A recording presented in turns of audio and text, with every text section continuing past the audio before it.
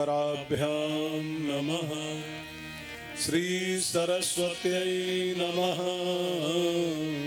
श्री गुरु चरण कमलेभ्यो नमः। वक्रतुंड महाकाय सूर्यकोटि समप्रभा निर्विघ्नं कुरु मे देव सर्वकार्येषु सर्वदा। मंगलं भगवान् विष्णु मंगलं गरुडध्वजः मंगलं पुंडरीकाक्षं मंगलाय तनोहरिः मंगलं पुंडरीकाक्षं मंगलाय तनोहरिः।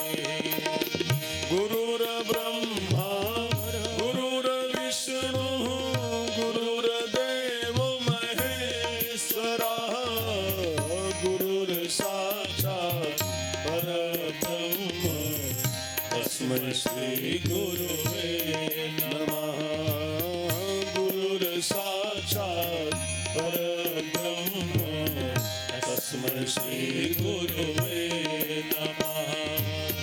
सच्चिदानंद रूपाय विश्वोत्पत्त्यादि हेतवे तापत्रय विनाशाय श्रीकृष्णाय वयं नुमः। तापत्रय विनाशाय श्रीकृष्णाय वयं नुमः। कस्तूरी तिलकं ललाट पटले वक्षस्थले कौस्तुभं नासाग्रे वरमौक्तिकं करतले वेणुः करे कंकणम्। सर्वांगे हरिचंदनं सुललितं कंठे च मुक्तावली गोपस्त्री परवेष्टितो विजयते गोपाल चूड़ामणिः। श्री कृष्ण गोविंद हरे मुरारे हे नाथ नारायण वासुदेवा। श्री कृष्ण गोविंद हरे गाइए सब लोग गाइए। हे नाथ नारायण वासुदेवा श्री कृष्ण गोविंद हरे मुरारे हे नाथ नारायण वासुदेवा। श्री कृष्ण गोविंद हरे मुरारे हे नाथ नारायण वासुदेवा। श्री कृष्ण राधावर गोकुलेश श्री कृष्ण राधावर गोकुलेश गोपाल गोवर्धन नाथ विष्णु गोपाल गोवर्धन नाथ विष्णु। जिह्वे पिब स्वामृतमेक देव जिह्वे पिब स्वामृतमेक देव गोविंद दामोदर माधवेति दामोदर माधवेति।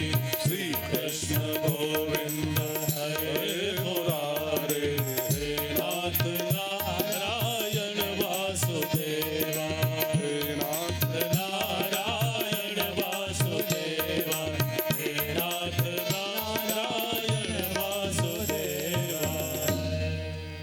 कृष्ण गोविंद कृष्ण गोविंद गोविंद गोपाल नंद लाल कृष्ण गोविंद गोविंद गोपाल नंद लाल कृष्ण गोविंद गोविंद गाइए गाइए नंद लाल कृष्ण गोविंद गोविंद गोपाल नंद लाल कृष्ण गोविंद गोविंद गोपाल नंद लाल कृष्ण गोविंद गोविंद गोपाल नंद लाल कृष्ण गोविंद गोविंद गोपाल नंद लाल कृष्ण गोविंद गोविंद गोपाल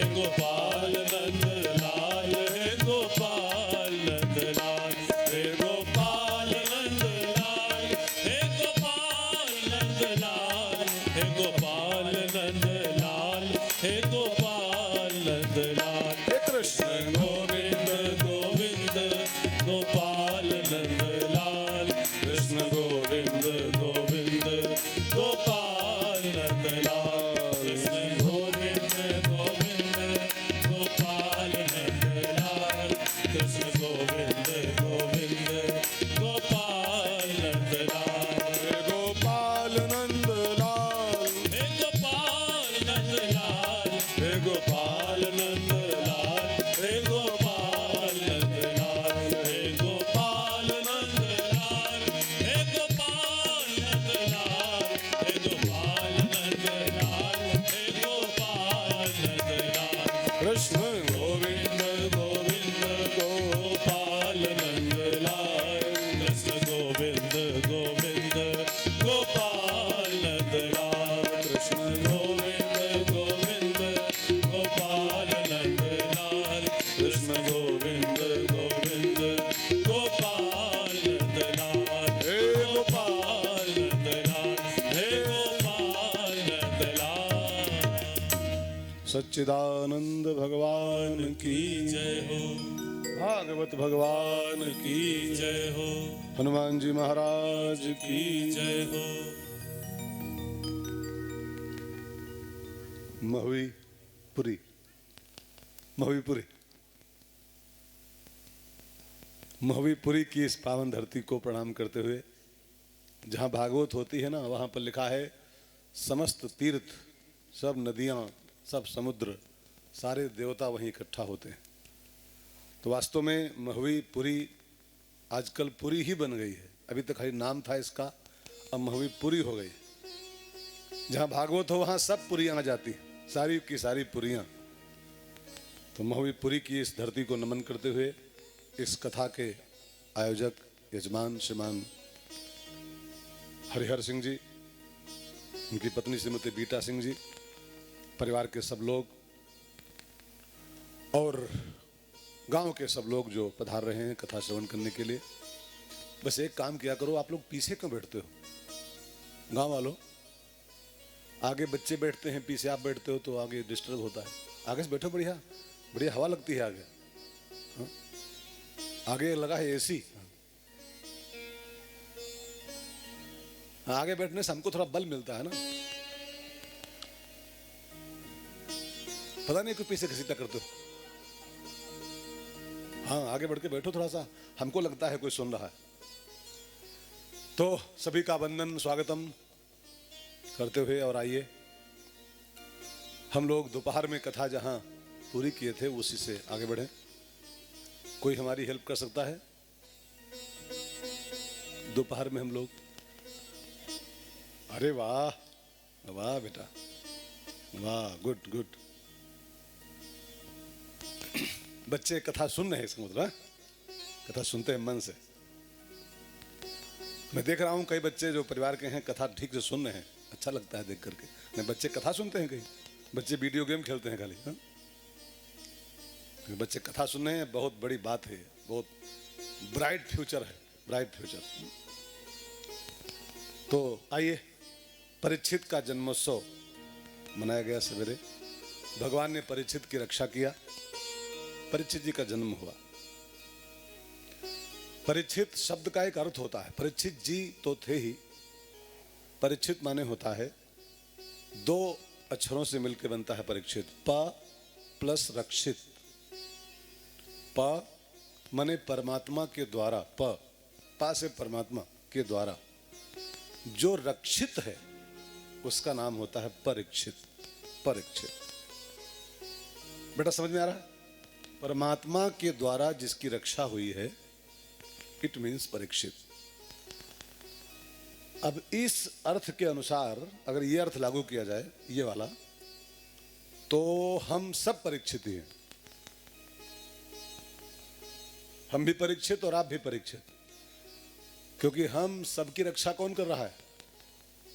हम सब किसके द्वारा रक्षित हैं? और खास करके जब माँ के पेट में होते हैं तो कौन बचाता है? 6 इंच की झिल्ली में गंदा गंदा सब पानी भरा होता है, उसी के भीतर वो बच्चा 9 महीने 10 महीने उसी गरम गरम गंदे गंदे पानी में घुमा करता है। कैसे सांस लेता होगा, कैसे बोलता, कैसे चलता होगा, कैसे जिंदा रहता होगा। नन्ही सी झिल्ली और उसमें भी पानी, उसी पानी में घूमता रहता है मछली की तरह। अब कोई मम्मी न माने कि मैं बचा रही हूं, मम्मी बाहर भले टट्टी उट्टी करा दे उसको बाहर निकलने के बाद में, अंदर मम्मी कौन जोर चलता है? अंदर माँ का कौन प्रोग्राम वहां बन पाता है? वो तो भगवान ही रक्षा करता है। तो हम सब परमात्मा के द्वारा ही रक्षित हैं, इसलिए हम सब परीक्षित हैं।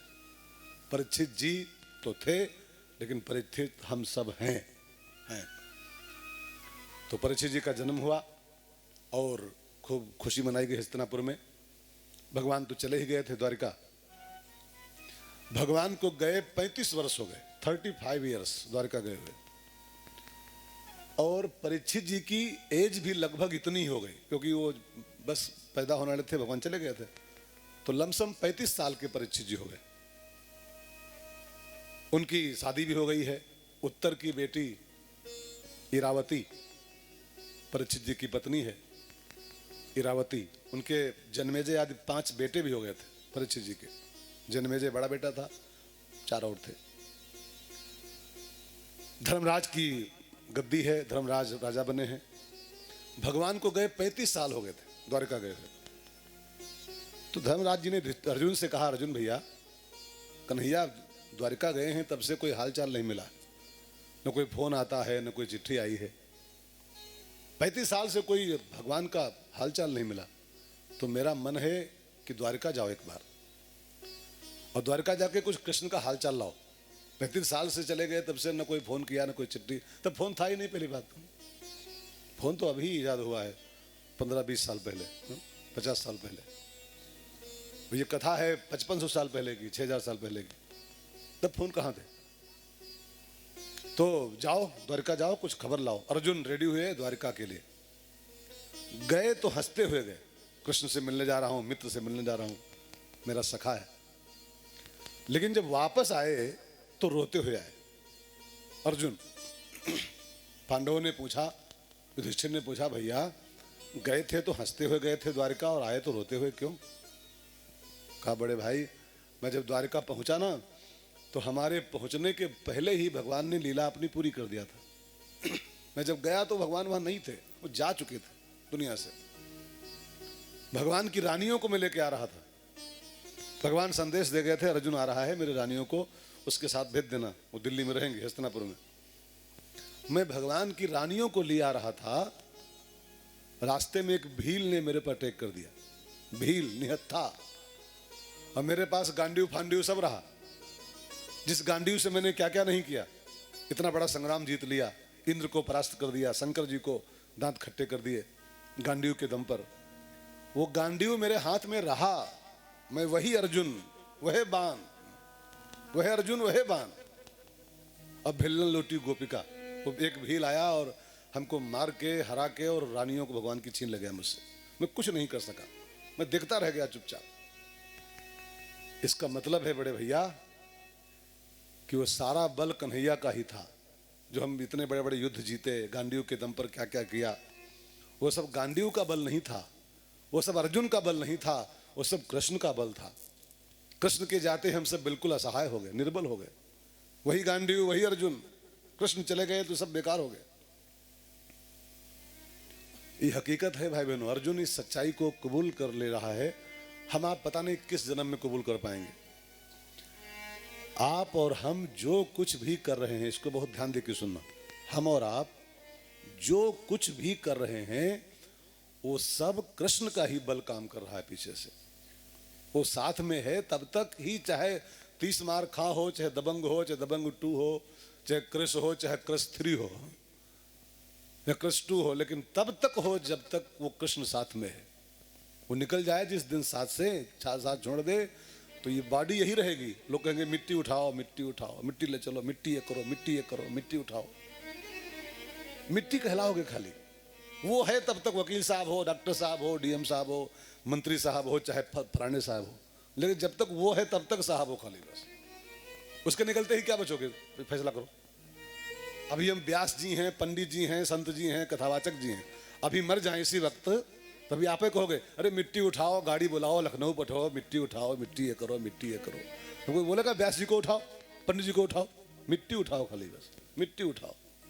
वो व्यास जी और पंडित जी और कथावाचक जी और फलाने जी धमाके जी, वो सब तभी तक हो जब तक वो कृष्ण साथ में है। उसके निकलते ही मिट्टी के माधव हो, इसके अलावा कुछ नहीं हो, कुछ नहीं। अर्जुन इस हकीकत को कबूल कर रहा है। आप भी मान लो तो अच्छी बात है, और नहीं मानो तो मानना ही पड़ेगा। आज नहीं तो कल मानोगे, कल नहीं तो परसों मानोगे, मानोगे मानोगे, क्योंकि सारी की सारी शक्ति कृष्ण की काम करती है। ये बल्ब जल रहा है, ये साउंड बोल रहा है, ये पंखा चल रहा है, अब आपको चलता है दिखाई पड़ रहा है, जलता दिखाई पड़ रहा है, इसके पीछे कौन काम कर रहा है? अगर वो कट हो जाए भी ये बल्ब जलेगा? हाँ, वो तार कट हो जाए, पावर कट हो जाए, ये बल्ब जल पाएगा? ये साउंड बोल पाएगा? ये पंखा चल पाएगा? कुछ नहीं हो पाएगा। ये वो तभी तक सब कुछ हो रहा है, वो चाहे चमचमा रहा है, चाहे डंडना रहा है, चाहे बनबना रहा है, वो सब तभी तक हो रहा है जब तक सप्लाई चल रही है। सप्लाई कट, कुछ नहीं, किसी काम का कुछ नहीं। हमारे आपके भीतर भी एक सप्लाई लगी हुई है, और जब तक वो प्लग लगा है तब तक 30 मार, खां, दबंग और फरबंग जो बन लो बन लो, वो प्लग निकलने की देर खाली बस है। प्लग निकलते ही कुछ नहीं, हम लोग कुछ नहीं, नथिंग नथिंग। सो भाई बहनों, अर्जुन तो इस सच को मान लिया है। आप मान लो, जल्दी से मान लो, बेड़ा पार हो जाएगा। लेकिन पता नहीं क्यों इंसान कब मानेगा, खबर नहीं। इंसान रोज जानते हो मेरे हाथ में क्या है, मेरे हाथ में ये है, मेरे हाथ में मंत्री है, मेरे हाथ में विधायक जी हैं, मैं मंत्री मेरी मुट्ठी में है, मेरे हाथ में ये है, मेरे हाथ में। एक बात कहूं, मेरे हाथ में ये है, मेरे हाथ में वो है, ये कहने वालों जरा ख्याल रखो इस बात को कि आप भी किसी के हाथ में हो, किसी के हाथ में हो। मेरे हाथ में ये, मेरे हाथ में, तेरे हाथ में क्या? खाक, तू किसके हाथ में है? तू किसी के हाथ में बैठा हुआ है, डोरी तेरी किसी के हाथ में पकड़े हिला रहा है, तब कठपुतली नाच पा रही है। वो जिस दिन धागा छोड़ेगा, ये काठ गुड़िया किसी काम की नहीं, किसी काम की नहीं। अर्जुन इस सच्चाई को मान गया कि भैया न गांडीऊ न फांडीऊ, ये सब तभी तक काम कर रहा था जब तक कृष्ण मेरे साथ था। कृष्ण के जाते ही सब बेकार हो गए। एक भील आया, मुझे परास्त कर दिया, भगवान की रानियों को छीन ले गया। अब भगवान चले गए, ये खबर अर्जुन ज्यों लेके आए हस्तिनापुर। कुंती माता ने ज्यों ये समाचार सुना, कृष्ण मेरा चला गया दुनिया से, तो जानते हैं कुंती माता ने उसी पल प्राण छोड़ दिए। 1 सेकंड की देर नहीं की, उसी पल कुंती के प्राण उड़ गए। रामायण के दशरथ जी और भागवत की कुंती जी, ये दोनों भगवान के सत्य प्रेमी हैं। और सत्य प्रेमी की पहचान क्या होती है? कुंती और दशरथ जी का जीवन चेक करो। सत्य प्रेमी कौन? परमात्मा का वियोग होते ही जिसके प्राण छूट जाएं। दशरथ जी की वंदना करते हुए गोस्वामी जी कहते हैं, बंदो अवध भुआल सत्य प्रेम जहि राम पद, बिछुरत दीन दयाल, प्रिय तनु तृण इव परिहर्यो। तृण के समान ये प्यारा सा शरीर महाराज ने छोड़ दिया था। राम राम कहे राम, कहे राम राम कहे राम, और महाराज जी प्रस्थान कर गए थे। कुंती माँ ने ज्यों खबर पाई कृष्ण मेरा चला गया, कुंती माँ ने प्राण छोड़ दिए। पांडव भी बहुत हताश हो गए जीवन से। कृष्ण गया तो अब क्या जीना, ठाकुर चले जाएं, कृष्ण चला गया तो अब क्या जिंदगी बची। पांडव भी बूढ़े नहीं थे, अभी पांडव राज्य कर रहे थे बढ़िया सा, लेकिन कृष्ण गए तो अब क्या जीना, भगवान के बिना क्या जीना। तेरे बिना भी हो साथी रे, तेरे बिना भी क्या जीना, तेरे बिना भी क्या जीना, हो साथी रे, तेरे बिना भी क्या बिना भी क्या जीना। फूलों में कलियों में सपनों की गलियों में, फूलों में गलियों में सपनों की गलियों में, तेरे बिना कुछ कहीं ना, तेरे बिना भी क्या जीना, तेरे बिना भी क्या जीना। गाने के माध्यम से कोई बात सिद्ध हो जाए तो कोई बुरा नहीं है, मेरी समझ से कोई बुरा नहीं। और गाना गा के भी कोई सिद्धांत फिट हो रहा है, बैठ रहा है, तो कोई पाप नहीं है फिल्मी गाना गाना। यहाँ देखिए पांडवों पर गाना फिट बैठ रहा है, तेरे बिना भी क्या जीना। और पांडवों ने परीक्षित जी को गद्दी सौंपी फटाफट। भी परीक्षित जी बहुत मैच्योर नहीं हुए थे, 35 साल के थे, अभी बहुत परिपक्व नहीं हुए थे। लेकिन पांडवों ने देखा कृष्ण गए तो क्या रहना, और गद्दी सौंप के परीक्षित जी को और पांचों के पांचों पांडव द्रौपदी मैया के साथ हिमालय में चले गए। और वहां 1 बाय 1 सब गल गए। हिमालय में, उत्तराखंड में, बर्फ की वादियों में सब गल गए। अब तो परीक्षित जी का राज्य शुरू हुआ। राजा बने परीक्षित जी, बहुत धर्मानुसार प्रजा का पालन करना शुरू किया। और जानते हैं, राजा बने परीक्षित जी को बस 2-4 वर्ष ही हुए थे, 2-4 साल। तब तक देखा तो समाज में बहुत अधर्म फैल गया था। बेईमानी, मक्कारी, बलात्कार, ये सब घटनाएं बड़ी मात्रा में शुरू हो गई थी। तो परीक्षित जी समझ गए कि हो ना हो कलयुग आ गया क्या, ये सब लक्षण कलयुग के ही है। इतना बड़ा अधर्म फैल गया है, मेरे होते ये सब अत्याचार, बेईमानी, मक्कारी, घुसखोरी सब बढ़ गई है। क्या हो रहा है, लगता है कलयुग आ गया। और परीक्षित जी दाल रोटी के साथ भिड़ गए कलयुग की तलाश में। देखें कलयुग कहाँ है, मेरे राज्य में कैसे आ गए, कलयुग की तलाश में लग गए। मेरे राज्य में अधर्म फैल गया, मेरे राज्य में बेईमानी मक्कारी फैल गई, मैं इसको ढूंढ के खोजूंगा और फिर मारूंगा इसको, कलयुग को। एक बात कहूं ना, राजा का कर्तव्य केवल विकास ही करे वो राजा, ये उसका फर्ज नहीं पूरा होता है। खाली सबका साथ सबका विकास, सबका साथ सबका विकास, मैं निंदा नहीं कर रहा हूं, विकास भी जरूरी है समाज का। लेकिन राजा के कर्तव्यों में केवल विकास ही विकास नहीं आता है। राजा के दायित्व में एक दायित्व यह भी और जुड़ता है कि उसके राज्य में कहीं पर अधर्म, बेईमानी, मक्कारी हो रही हो, उसको भी खोज के दूर करे, तब उसका राज्य पूरा होता है। अब खाली रोडें चौड़ी होती रहें, खाली सब 6 लेन बनते रहें, खाली फैक्ट्री खड़ी होती रहें और घूसखोरी, बेईमानी यही चलती रहे, तो फिर अधूरा राजा है वो। आधा काम कर रहा है, पूरा काम नहीं कर पा रहा है।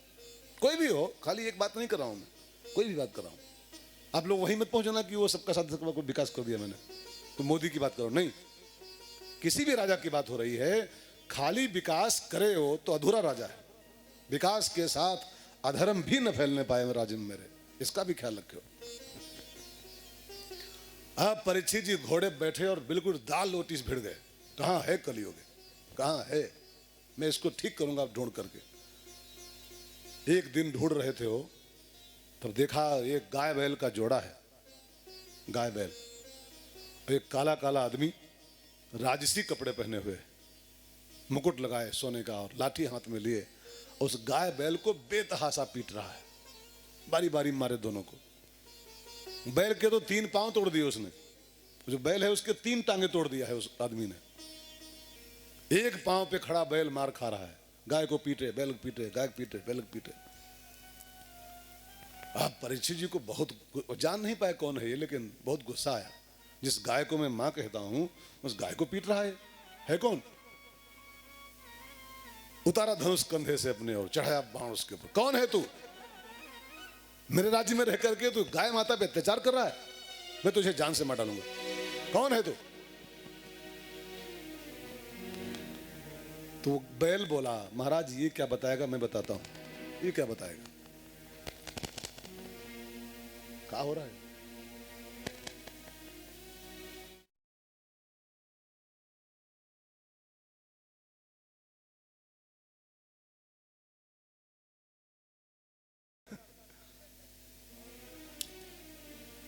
बैल बता रही थी कि महाराज ये क्या बताएगा, मैं बताता हूं। ये है कलयुग।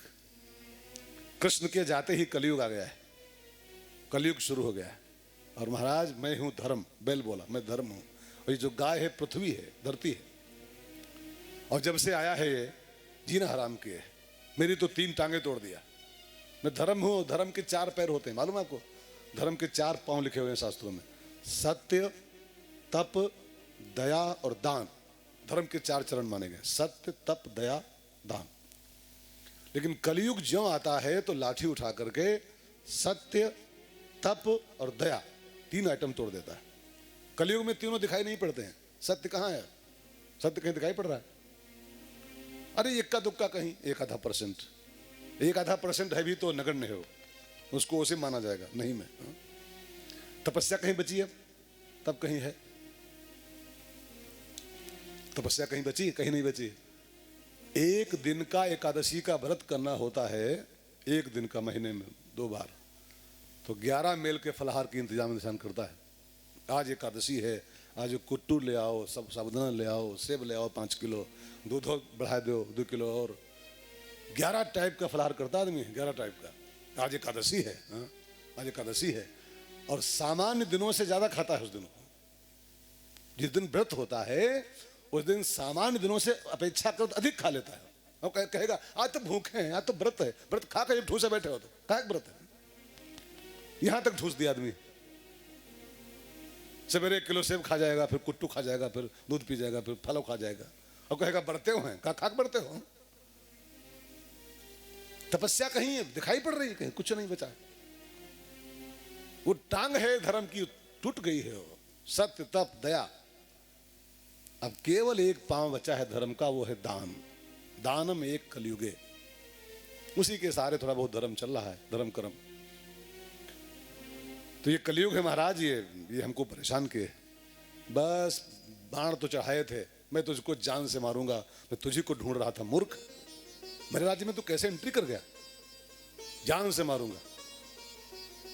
तो जब जान से मारने की बिल्कुल उतर पड़े, उस पर मार दूंगा, तो कलयुग ने कहा महाराज मारो मत, मैं लाख बुरा हूं लेकिन मेरे में एक बहुत बढ़िया अच्छाई भी है। बुरा तो जरूर हूं, कृष्ण गए, द्वापर चला गया, अब मेरा नंबर आ गया है, मैं आ गया हूं, मेरा नंबर है। 4 युग हैं, सतयुग, त्रेता, द्वापर, कलयुग। तो द्वापर गया है तो मुझे आना था, मैं आ गया। लाख बुरा हूं महाराज, लेकिन मेरे में एक बहुत बढ़िया अच्छाई है कलयुग में। और आप भी जरा इसको नोट कर लो, कलयुग में लाख बुराई होने के बाद भी एक अच्छाई है। जानते हैं कौन सी? रामायण में एक चौपाई है, पढ़िए।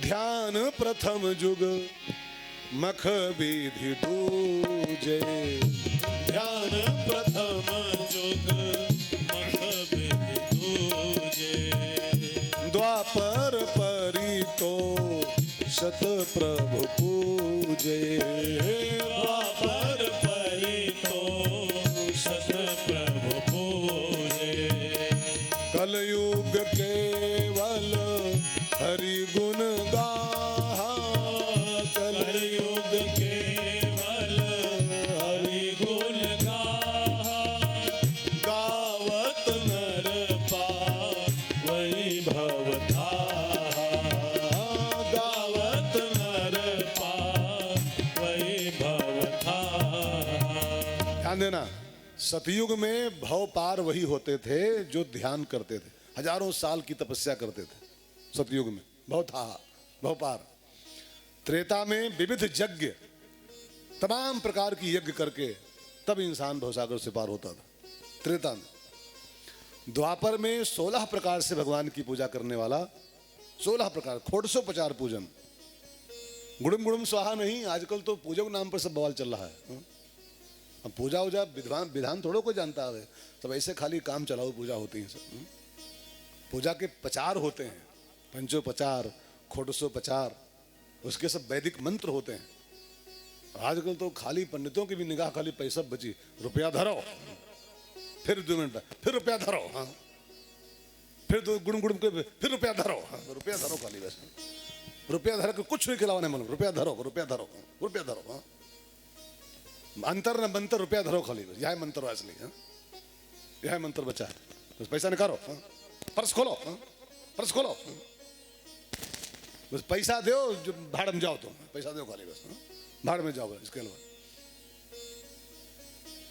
सारी पूजा खाली पैसे में घुस गई है। यहाँ 10 रुपया चढ़ाओ, यहाँ 20 चढ़ाओ, यहाँ 2 रुपया चढ़ाओ, चढ़ाओ चढ़ाओ, यह मंत्र बचा खाली बस, ये कोई मंत्र। खैर, पूजा के प्रचार होते हैं जी। पूजा बहुत आसान काम नहीं, बहुत कठिन डगर है पूजा की, कठिन है। वैदिक विधान होता है पूरा, उसके बड़े कठिन कठिन मंत्र होते हैं।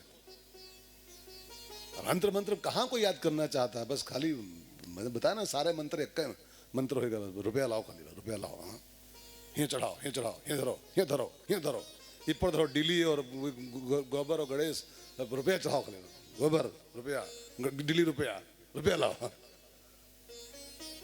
एक मंत्र बचा है खाली।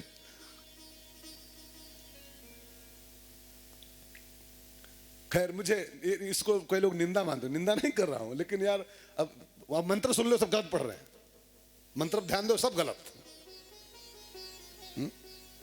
कर्पूर गौरम करुणावतारम सदा बसंते हृदयार बिंदे, सदा बसंते।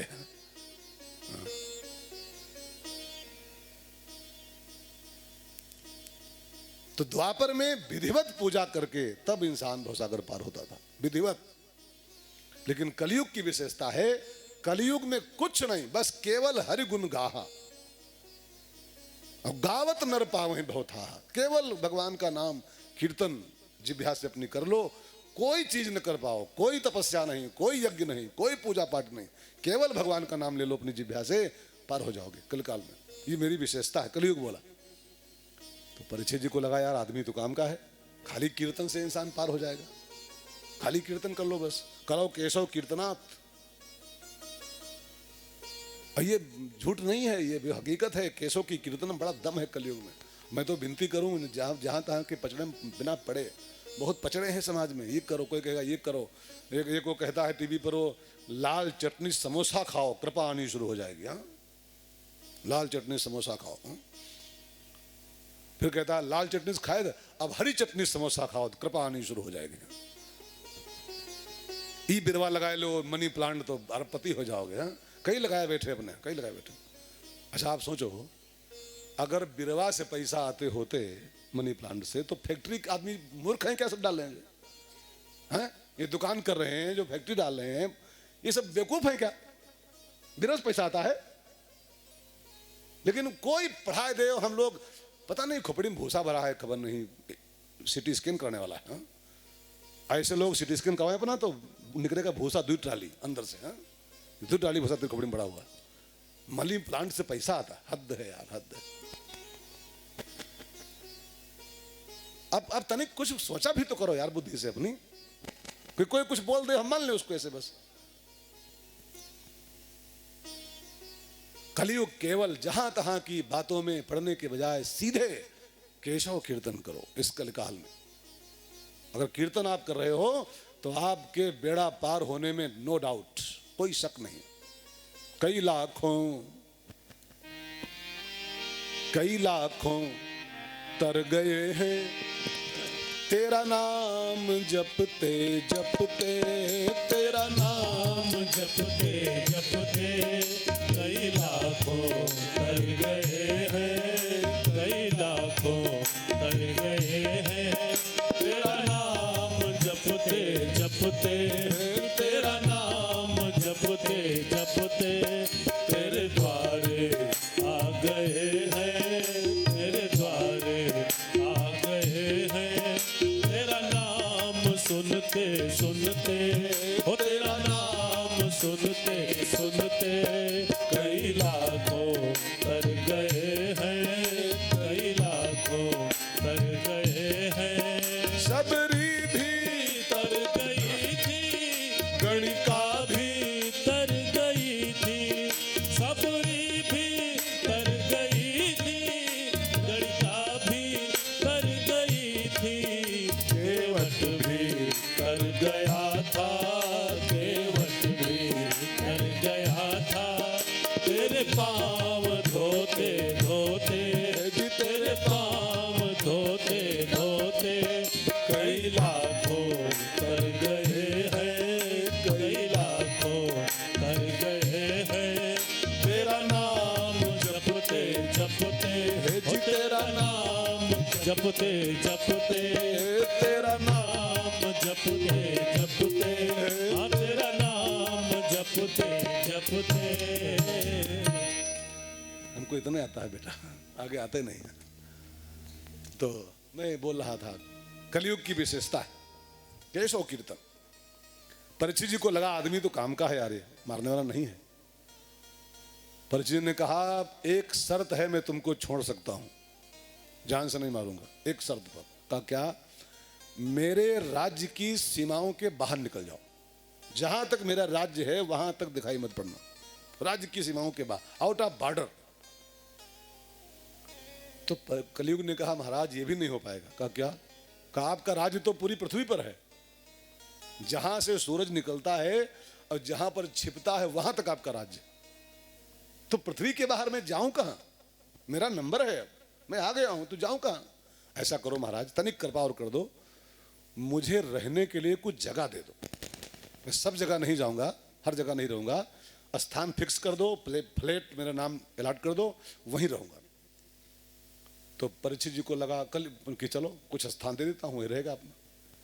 तो कलयुग को परीक्षित जी ने रहने के लिए 5 स्थान दिए थे शुरू में, और कहा छठी जगह अगर दिखाई पड़ गए इन 5 के अलावा तो तुमको तुम्हारे पूरे खानदान को साफ कर देंगे।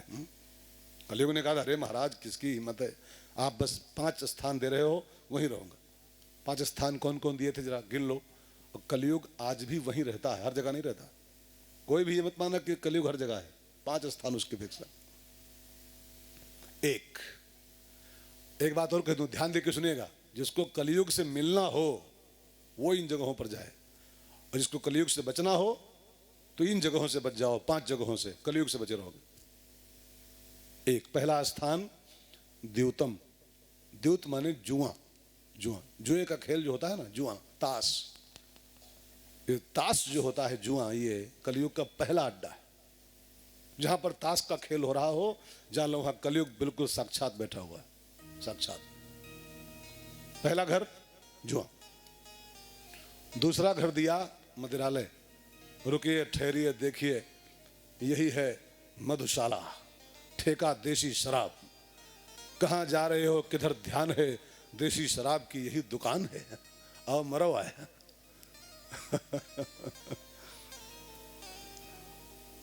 जुझवा ही आगे। ये कलयुग का दूसरा घर है, मदिरालय, मधुशाला। ठीक है, ध्यान देकर सुनिएगा। नंबर 3 वैश्यालय। जो वैश्यालय होते हैं, जहां व्यभिचार होता है, आचरणहीनता जहां होती है, वो कलयुग का तीसरा घर है, वैश्यालय। और चौथा घर दिया कत्ल खाने, जो जहां हिंसा होती है, कत्ल होते हैं, गाय कटती है, भैंस कटती है, बकरी कटती है, जहां जहां हिंसा होती है, कत्ल होते हैं, वो कत्ल खाने। योगी जी तो बहुत बंद करा दिए हैं, लेकिन तभी बहुत चल रहे हैं। तो कत्ल खाने ये चौथा स्थान। कलयुग ने हाथ जोड़े, गुरु महाराज जी ये सब गंदे स्थान है, एक स्थान तो अच्छा दे दो जहां चैन से रहूं मैं। तो एक स्थान और दिया सोना। सोना माने संपत्ति, लेकिन सब सोना नहीं, अनीत के रास्ते से अर्जित संपत्ति। नंबर 2 से इकट्ठा की हुई दौलत जो होती है, वो कलयुग का घर होती है। तो आप एक बार फिर सुन लो, जुआ, मदिरालय, वैश्यालय, कत्ल खाने, और नंबर 2 से माने अनीत से अर्जित की हुई संपत्ति। ये 5 कलयुग के अड्डे हैं। अब जिसको मिलना हो वो इन स्थानों पर जाए, और जिसको बचना हो कलयुग से, वो आज यहीं बैठे बैठे कसम खाओ कि आज के बाद, वो कौन सा गाना था एक फिल्म में,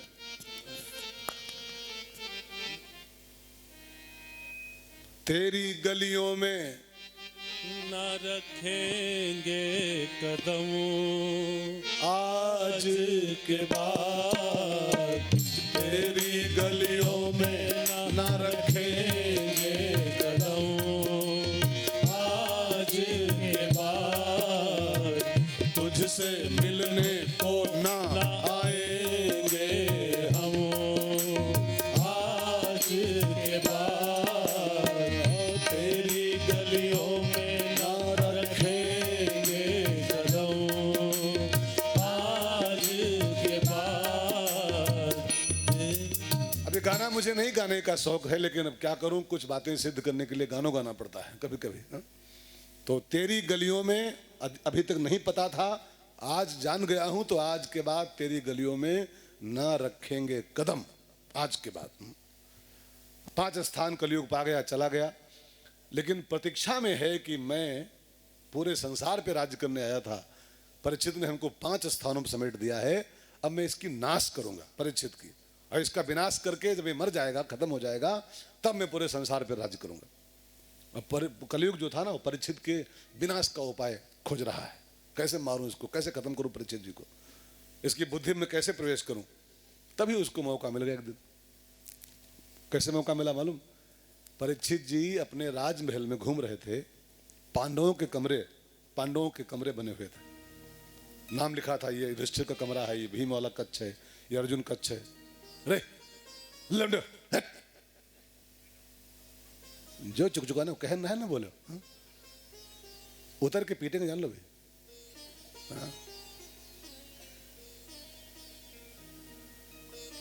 हम बहुत गुंडा बाबा हैं। उतर के पहले पीट लेंगे, तब आगे फिर माचेंगे। तो मैं बोल रहा था, क्या यार मजाक करता हूँ, गुंडा उंडा होते तो कहे कथा करे होते हैं, फिर के चंबल घाटी में होते।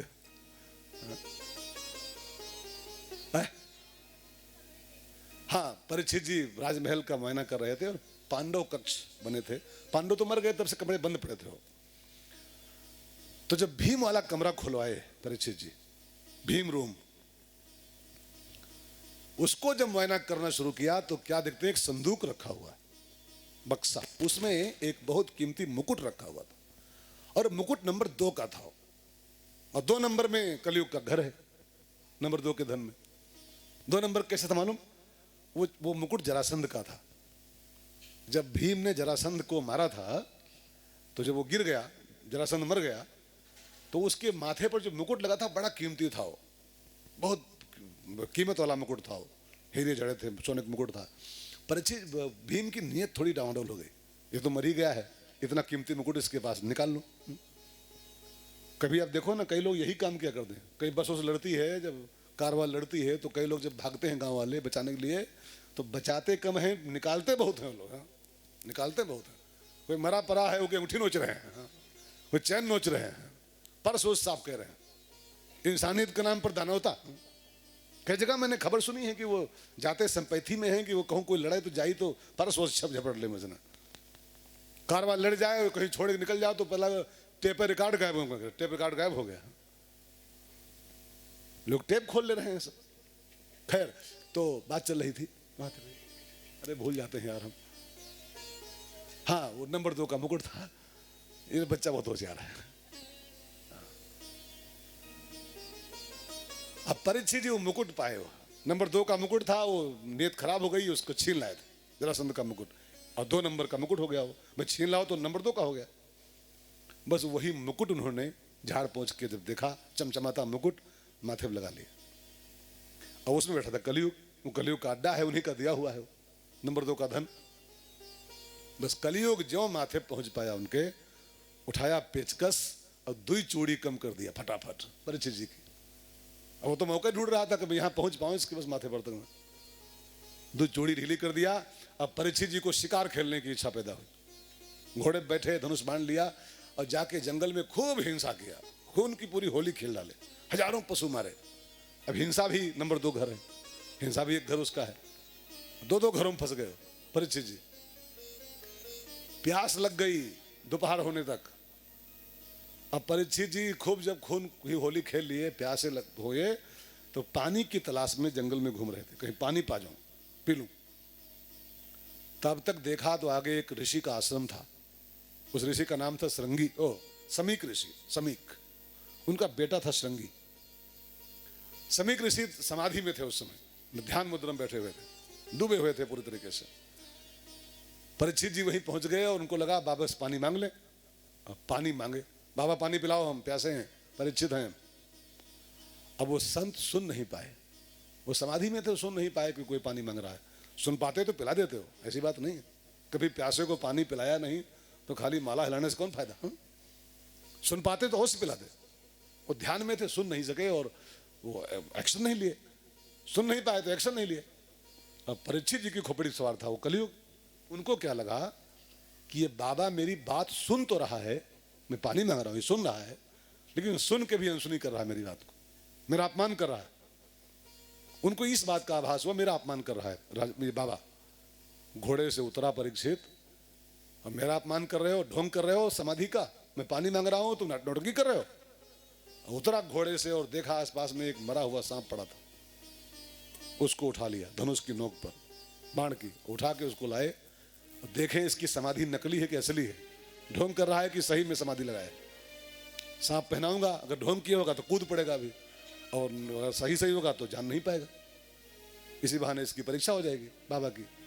तो समाधि असली है कि नकली है, माने संत ढोंगी है कि असली बाबा है, इस बात का चेकअप करने के लिए परीक्षित जी ने एक बड़ा सांप उठा लिया और उसको उठा के और समी के गले में पहनाया। अब वो तो समाधि में थे, वास्तव में जान नहीं पाए क्या सांप आप समाधि में थे।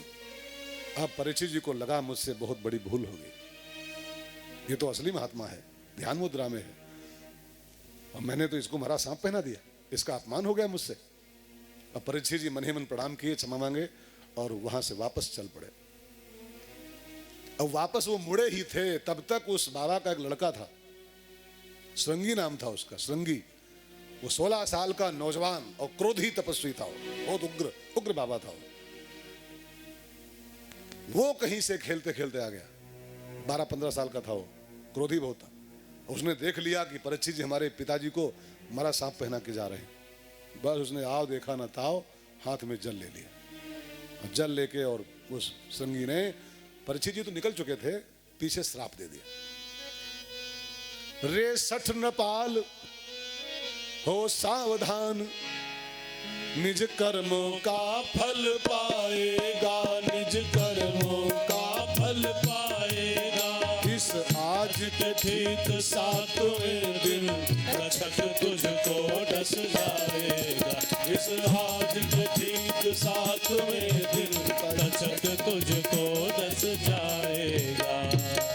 राजन, तुमने हमारे पिताजी को मरा सांप पहना के अपने गले में जिंदा सांप पहन लिया है। मेरा श्राप है कि आज के ठीक 7वें दिन तुमको सांप काटेगा, तत्क्षण तुम्हारी मृत्यु हो जाएगी। और हाथ का जल वो छोड़ दिया, श्राप पक्का हो गया, संकल्प हो गया जैसे। अब ये बात जब समीक जी जान पाए, वो रोया कस के, बच्चा वो रो पड़ा, रोने की आवाज हिलाया वलाया कस के, तो जाग गए हो। और जब पूरी बात सुनी समीक जी ने, तो समीक को बहुत कष्ट भी हुआ, कुछ गुस्सा भी आया। बेटा तुमने अच्छा नहीं किया। परीक्षित के ऐसा राजा इस धरती पर बड़े भाग्य से पैदा होता है। एक बात कहूँ ना, अच्छा राजा मिलना पृथ्वी का भाग्य होता है, तब मिलता है अच्छा राजा। और दुर्भाग्य जब धरती का होता है तो एक से एक काट के उल्लू राजा बन जाते हैं। 10 साल कैसे बीत जाते हैं जान नहीं मिलते। निंदा उंदा नहीं किसी की है, लेकिन धरती का भाग्य होता है तब अच्छा शासक मिलता है धरती को, जो अच्छा काम करता है। तो परीक्षित जी, समीक जी ने कहा, संगी तूने अच्छा नहीं किया बेटा, अच्छा नहीं किया। तो धर्मात्मा राजा, प्रजा को पुत्र के समान मानने वाला, तूने उसको सांप काटने का श्राप दे दिया। अब आज मैं तुझको एक श्राप दे रहा हूं, और तुझको नहीं, संसार के समस्त ब्राह्मणों को श्राप दे रहा हूं कि आज के बाद किसी भी ब्राह्मण का श्राप काम नहीं करेगा। और समीक का श्राप है कि अब किसी ब्राह्मण का श्राप और आप काम नहीं करता है। श्राप अगर ये अच्छा किया था यार, अगर अच्छा न ये न किए होते तो इतने बच्चे पंडितों के भस्म हो जा तू, हाँ भस्म हो जा, हाँ तेरा पूरा खानदान स्वाहा हो जाए। इतने बच्चे साथ साफ देते हैं, लौंडे देते हैं। वो तो कृपा है, बाबा ने वो रोक दिया था कि आज के बाद किसी भी ब्राह्मण का श्राप काम ही नहीं करेगा।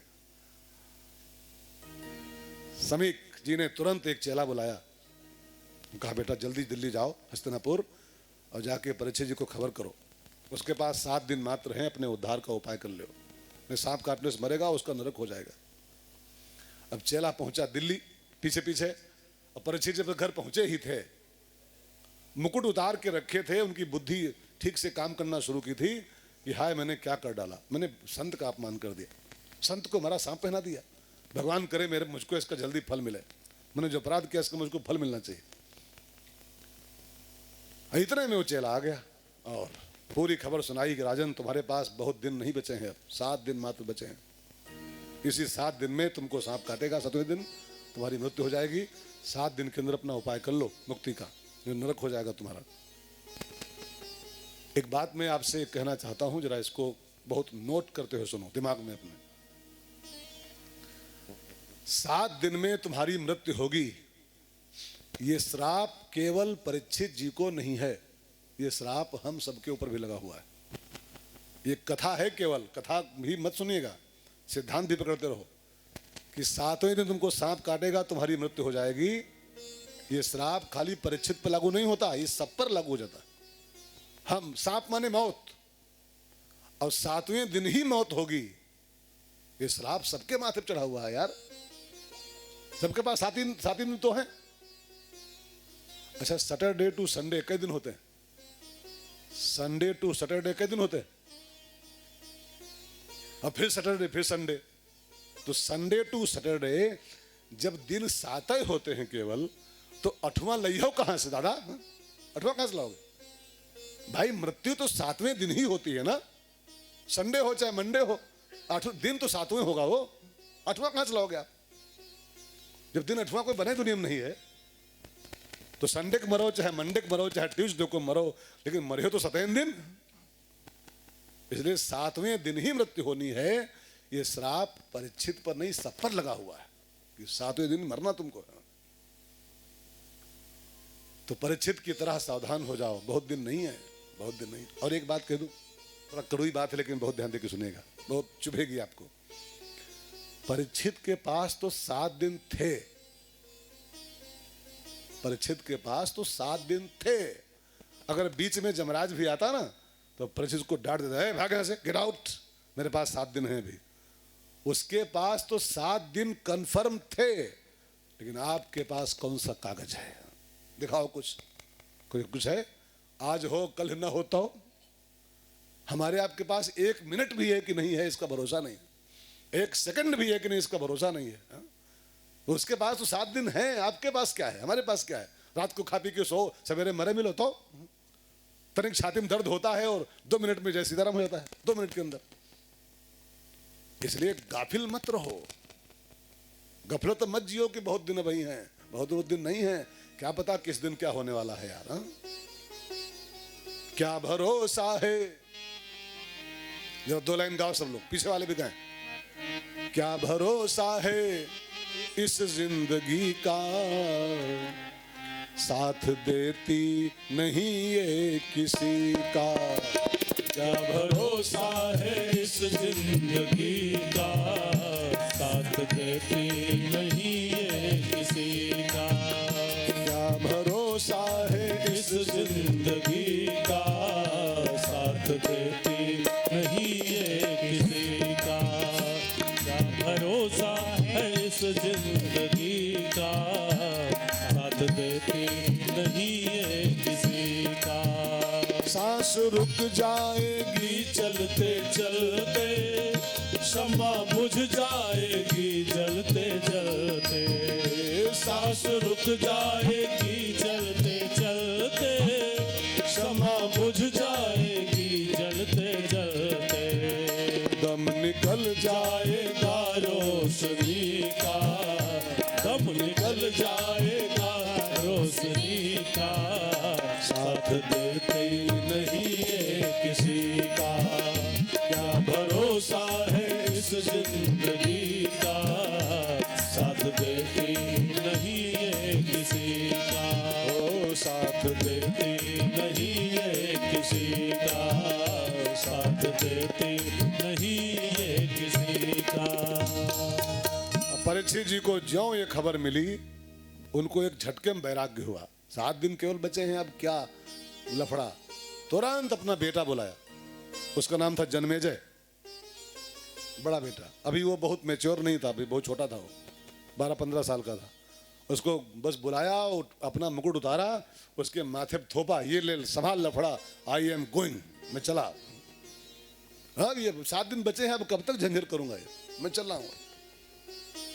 जन्मेजय बहुत बहुत बड़ा नहीं हुआ था, बहुत बच्चा था अभी, गद्दी सौंप दिया और निकल लिए परीक्षित जी सेकंडों में। सेकंड ये भी नहीं सोचा कि बच्चा ये जरा पैरों खड़ा हो जाए। हाँ? हम आप इसी में मर जाते हैं। पूछो क्या हो रहा, तनिक बच्चा अपने पैर अब खड़े हो जाए तो कुछ सोची। हाँ? फिर मुँह मिलो 5 साल बाद बुढ़ो क्या हो रहा, तनिक बच्चा थोड़ा पैर अब खड़े हो जाए तब कुछ सोचा जाए। हाँ? एक बात कहूं, अच्छे बच्चे खड़े होते रहेंगे, जब तक बच्चे पैरों पर खड़े होंगे तब तक आप अपने पैरों पर खड़े होने के लायक नहीं बचोगे। तब तक गठिया पकड़ ले लिया होगा, तब तक गठिया और लकवा ये सब पकड़ लेगा। हाँ? इसलिए अच्छे बच्चे अपना भाग लेके आते हैं, सब खुद अपना भाग लेके आते हैं। इसके पीछे बहुत ब्रह्मा न बनो कि हम ब्रह्मा हैं इनके। क्या फटक रहा है वो, आप बस आपका जिस दिन भाव बने आगे बढ़ो। अच्छे बच्चे अपना भाग्य लेके खुद आते हैं। कई कई बच्चों को क्या लोग प्रयास करते हैं वो क्या बन जाते हैं। आप समाज में कई उदाहरण मैं दे सकता हूं कि बाप बीटेक करा रहा था और बेटा आतंकवादी हो गया। ओसामा बिन लादेन नाम सुने, बीटेक था, बीटेक था वो। अब उसके अब्बा जान ने बीटेक कराया होगा किस भाव से, है ना। उसके अब्बू ने बीटेक कराया होगा, किस लिए कराया था कि आतंकवादी बने गए। बीटेक आदमी क्यों कराता है, इंजीनियर बनेगा है, लेकिन बन गया आतंकवादी हो, पूरे विश्व की नाक में दम कर दिया। मैं कुछ कहना चाहता हूं, ब्रह्मा आप नहीं हो, ब्रह्मा कोई और है। हाँ? प्रयास करो, मैं इसकी बुराई नहीं कर रहा हूं, प्रयास जरूर करना चाहिए। विधाता आप नहीं हो, विधाता कोई और बैठा हुआ है, वो सब लिखा है पहले से। जो विधि लिखा लीलार, जो ब्रह्मा ने यहां लिख दिया है, देव दनुज नर नाग मुनि क्यों न मेटन हार, उसको कोई मिटा नहीं सकता है जो यहां लिखा हुआ है। ये मैं आपको डरा नहीं रहा हूं, ना आपको मैं कर्म से दूर कर रहा हूं। भाग्यवादी नहीं हूं मैं भी नहीं भाग्यवादी हूं, लेकिन आखिरकार भाग्य भी कोई चीज होता है यार, होता है कोई तत्व भी। इसलिए ठीक है, अपना प्रयास करो, हम भी करें, हम भी कर ही रहे हैं। हमारे भी 2 बच्चे हैं, मैं भी अपनी ओर से पूरा प्रयास कर रहा हूं, लेकिन हाय नहीं कर रहा हूं कि हाय यहां बने हैं, हाय यहां वो जौन बनना हो वहां बने हैं। वहां बने, खूब फीस दे रहा हूं मोटी मोटी, लेकिन आजकल फीस उस जानते हो कितनी पड़ती हो, हमारी नानी और नाना और काकी और काका सब याद आ रहे हैं। इतनी मोटी फीस पड़ती है हर जगह, हर क्लास में आजकल। प्रयास में कोई कोताही नहीं कर रहा हूं, लेकिन ब्रह्मा नहीं बनकर बैठा हूं। जानता हूं कि वो जो कुछ होगा वो बनेंगे अपने आप, जो बनना होगा। खैर, तो बच्चे उच्चे खड़े होते रहेंगे, आप तो अपना कल्याण सोचो, अपना भला सोचो। फिर दिन बहुत नहीं है, बहुत दिन थोड़ा है, कम दिन बचे हुए। आजकल तो वैसे पता नहीं कब क्या हो जाए, कोरोना छुई जाए तो पता लगे निपट लिए, है ना। इसलिए बहुत गाफिल न रहो कि अरे जल्दी कौन परी है, बहुत दिन वही हैं, बहुत दिन नहीं है। विश्व युद्ध की पूरी तैयारी चल रही है उधर बाहर, आप सुन रहे हो समाचार, कभी जाके देखो भारत टीवी 9 भारतवर्ष समाचार खोलिए, विश्व युद्ध की पूरी प्लानिंग चल रही है। जिस दिन बम फूटने शुरू होंगे तो पता नहीं कौन बम हो जाएगा, किस दिन कौन। इसलिए बहुत वो न पालो कि भाई कौन जल्दी परी है। जल्दी लग जाओ, अपने कल्याण में लग जाओ।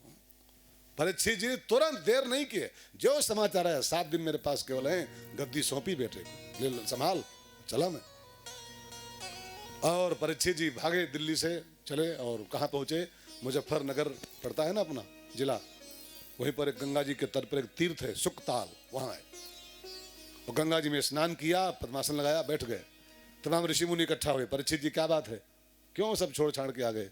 कहा मुनिवर मुझे रास्ता बताओ, मुझसे बड़ी गलती हो गई, मैंने एक महात्मा का अपमान कर दिया, मुझे श्राप मिला है, मुझे सांप काटेगा, 7वें दिन मेरी मौत होगी, और सांप काटने से मरने वाले की दुर्गति होती है, तो मेरा उद्धार हो, इसका उपाय बताओ। तो संतों ने कहा राजन कोई उपाय नहीं, सांप काटने से मरने वाले का उद्धार नहीं होता है, मुक्ति नहीं होती है, कोई रास्ता इसका नहीं। सांप काटने से मरोगे तो नरक जाना पड़ेगा। अब जब सारे महात्माओं ने एक स्वर में मना कर दिया, सॉरी कोई रास्ता नहीं, कोई उपाय नहीं, तमाम किताबें पढ़ के देखे, कहीं लिखा ही नहीं था कि सांप काटने से मरे उद्धार हो जाए। अब जब सारे महात्माओं ने एक स्वर में मना कर दिया, सॉरी कोई उपाय नहीं है, तब परीक्षित जी को लगा कि जब सारे सहारे छूट जाएं तब एक सहारा बचता है, तब वो हेल्प करता है। फिर परीक्षित जी महात्माओं को प्रणाम किए, कोई रास्ता नहीं है तो प्रणाम मेरा, और आंखें मूंद लिए कि ठाकुर जी अब बस तुम्हारा सहारा बचा है, तुम चाहो जैसे माँ के पेट में बचाने आ गए थे मुझको गर्भ के भीतर, वैसे मेरी मौत संभालने आ जाओ, जन्म को संभाल दिए थे, मौत को संभालने आ जाओ। और परीक्षित जी भगवान को पुकारना शुरू किए हैं। परीक्षित जी के साथ थोड़ा आप भी पुकार लो। मेरा छोटा सा संसार हरि आ जाओ एक बार, मेरा छोटा सा संसार हरि आ जाओ एक बार, मेरा छोटा सा संसार हरि आ जाओ एक बार, मेरा छोटा सा संसार हरि आ जाओ एक बार, हरि आ जाओ, हरि आ जाओ, हरि आ जाओ, हरि आ जाओ, हरि आ जाओ, हरि आ जाओ, हरि आ जाओ, हरि आ जाओ। मैं कब से रहा पुकार, मैं कब से रहा पुकार, हरि आ जाओ एक बार, मेरा छोटा सा संसार हरि आ जाओ एक बार। घनश्याम मुरारी मधुसूदन घनश्याम मुरारी मधुसूदन, आ जाओ मेरे मनमोहन आ जाओ मेरे मनमोहन, अखियों से बहे जलधार, अखियों से बहे जलधार, हरि आ जाओ एक बार, मेरा छोटा सा संसार हरि आ जाओ एक बार, मेरा छोटा सा संसार हरि आ जाओ एक बार। परीक्षित की पुकार का असर हुआ और व्यास जी कहते हैं तत्रा भवत भगवान व्यास पुत्र। परीक्षित जी की पुकार का असर हुआ कि भगवान व्यास के पुत्र सुखदेव जी महाराज भागवत की पोथी अपने हाथ में लिए हुए पधारे वहां पर। सब ने खड़े होकर स्वागत किया। परीक्षित ने चरण पखारे, सुंदर आसन पे आसीन किया, प्रणाम किया और फिर एक प्रश्न पूछा, गुरुजी आप बड़े मौके से आए हो, मेरा एक सवाल है। क्या? पुरुषस्य हम यद कार्यम म्रियमाणस्य सर्वशः। हे गुरुदेव, जो सर्वथा म्रियमाण हो गया है, म्रियमाण माने होता है मौत के बिल्कुल करीब पहुंचा हुआ आदमी, मृत्यु निकट आई, मृत्यु निकट आई, उसको बोलते हैं मरणासन अवस्था। बिल्कुल मौत बगल में खड़ी हो गई हो, ऐसी अवस्था का आदमी हो, वो क्या करे जिसकी मौत बहुत करीब आ गई हो, क्या करे कि उसका उद्धार हो जाए। म्रियमाणस किम कर्तव्यम, जो म्रियमाण है उसका क्या कर्तव्य है, वो क्या कर ले कि बहुत कम समय में उसका उद्धार हो जाए। ये नहीं पूछा मैं क्या करूं, वो क्या करे जिसकी मौत बहुत करीब आ गई हो, उसका उद्धार हो जाए। और जब ये पूछा कि वो क्या करे, तो ये प्रश्न हो गया, अब सार्वभौम प्रश्न हो गया। ये खाली एक आदमी नहीं प्रश्न पूछा है, जिसकी मौत बहुत करीब आ गई हो वो क्या करे कि उसका मोक्ष हो जाए।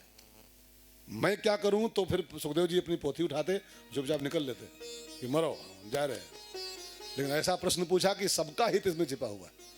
वो आदमी क्या करे जो म्रियमाण है कि उसका उद्धार हो जाए।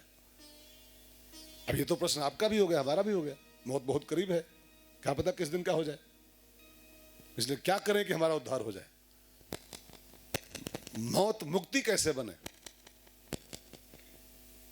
तो सुखदेव जी के प्रश्न, परीक्षित जी के सवाल को सुना जब, तो सुखदेव जी के चेहरे पर हल्की मुस्कान आई। राजन वरियान एष ते प्रश्न, तुम्हारा प्रश्न बहुत श्रेष्ठ है, तुमने लोकहित की भावना से बहुत बढ़िया सवाल पूछा है कि जिसकी मौत बिल्कुल बगल में हो क्या करे कि उसकी मुक्ति हो जाए। मरे ना, मुक्त हो। लोकहित की भावना से तुमने सवाल पूछा है। और एक बात कहूं ना, प्रश्नकर्ता का प्रश्न सुन करके अगर उत्तर देने वाले के चेहरे पर मुस्कान आ गई है तो इसका मतलब है कि उस आदमी का प्रश्न बड़ा प्यारा है। लेकिन आजकल के प्रश्नकर्ता बड़े ऊट पटांग सवाल लेके आते महाराज जी एक बात पूछो, उस श्रवण कुमार के बाप का नाव का रहा है, वो की तरह ही करी होगा। ऐसी सवाल लेके पूछने आते। तो श्रवण कुमार के बाप, और जो कहूं ढूंढ के बाप का नाम बता दो, जो बाप का नाम, तो श्रवण कुमार बाबा का नाम का रहा है, फिर वो का भंडारा कर होगा। हद है यार। अरे राम का नाम जान लो, यही काफी है। इस कलयुग में राम का नाम जान लो, पर्याप्त है। श्रवण के बाप का नाम पूछे क्या करोगे? आएंगे साफा, महाराज जी एक सवाल है, श्रवण कुमार बाप का नाम का रहा है, बाप का नाम राम दुलारे, चटिया का। हद है यार, हद है। सवाल ऐसा पूछो कि सामने वाला प्रसन्न हो जाए सुन करके। उल्टे पुल्टे सवाल लेकर लोग आते हैं। हरिश्चंद्र बोक नाव का रहा है। अरे हरिश्चंद्र बन नहीं पा रहे हो, सत्य पर चल नहीं पा रहे हो, उसकी बोक नाव ढूंढ रहे हो। भाई बहनों, मेरे कहने का अभिप्राय उटपटांग सवाल नहीं करने चाहिए। सवाल ऐसा करो कि सामने वाला एकदम प्रसन्न चित्त हो जाए। वाह, ऐसा सवाल पूछना चाहिए। मेरा कल्याण कैसे हो, मेरा बेड़ा पार कैसे हो, मेरा जीवन धन्य कैसे हो, मेरी मानवता, मेरा मानव जीवन सफल कैसे हो, ये सवाल पूछो तो सामने वाला खुश होता है। परीक्षित जी के सवाल को सुना राजन, बहुत सुंदर प्रश्न तुम्हें पूछा है। अब सुनो, आप भी सुनो, सब लोग कान खोल करके। राजन, मौत को टालना तो संभव नहीं है। एक शब्द पर ध्यान दीजिएगा। मौत को टालने का कोई उपाय शास्त्रों में नहीं लिखा हुआ है, कोई भी रास्ता नहीं। न कोई दवाई है, न कोई मंत्र है, न कोई तंत्र है। मौत को टालने का एक भी रास्ता कहीं बना नहीं, न विज्ञान में कोई रास्ता बना है। अगर बना होता तो बहुत लोग बच जाते। कोई साइंटिस्ट मरते नहीं दुनिया में। कोई दवाई अगर मौत होती कि मौत न होए तो डॉक्टर को मरबे न करती, MBBS सब अमर हो जाती। ये सब मरते हैं, ये को नहीं बचत। इसका मतलब है न कोई दवाई है। अच्छा, कोई मंत्र अगर होता, मंत्र, तो एक को पंडित नहीं मरती। ये सब जाप कर लेते अपने खुदाई। ओम त्र्यंबकम भुम भुम सुम पट स्वाहा, ले पंडित जी बच गए। पंडित जी कहे मर जा रहे हैं, पट दे। पंडित जी तक मर जा रहे हैं तो पंडित जी का मंत्र खाक बचा रहे पाए। ना कोई मंत्र है, ना कोई दवा है, ना कोई उपाय है बचने का। ये मृत लोक है यार, यहां आने वाले को मरना पड़ता है। तो मौत का उपाय तो कोई है नहीं, बस एक रास्ता है, मौत को मुक्ति में कन्वर्ट कर दोगे। मौत नहीं, मुक्ति बन जाए आपकी, तो आपका जीवन और मरण दोनों सफल हो जाएंगे। तो मौत को मुक्ति में कैसे बदला जाए, इसका एकमात्र उपाय है, मौत से पहले मौत का भय खत्म कर दो। ध्यान देकर सुनिएगा।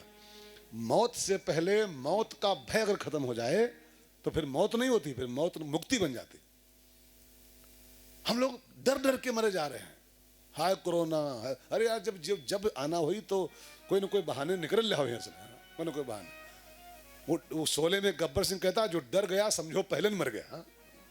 पहले मर गया।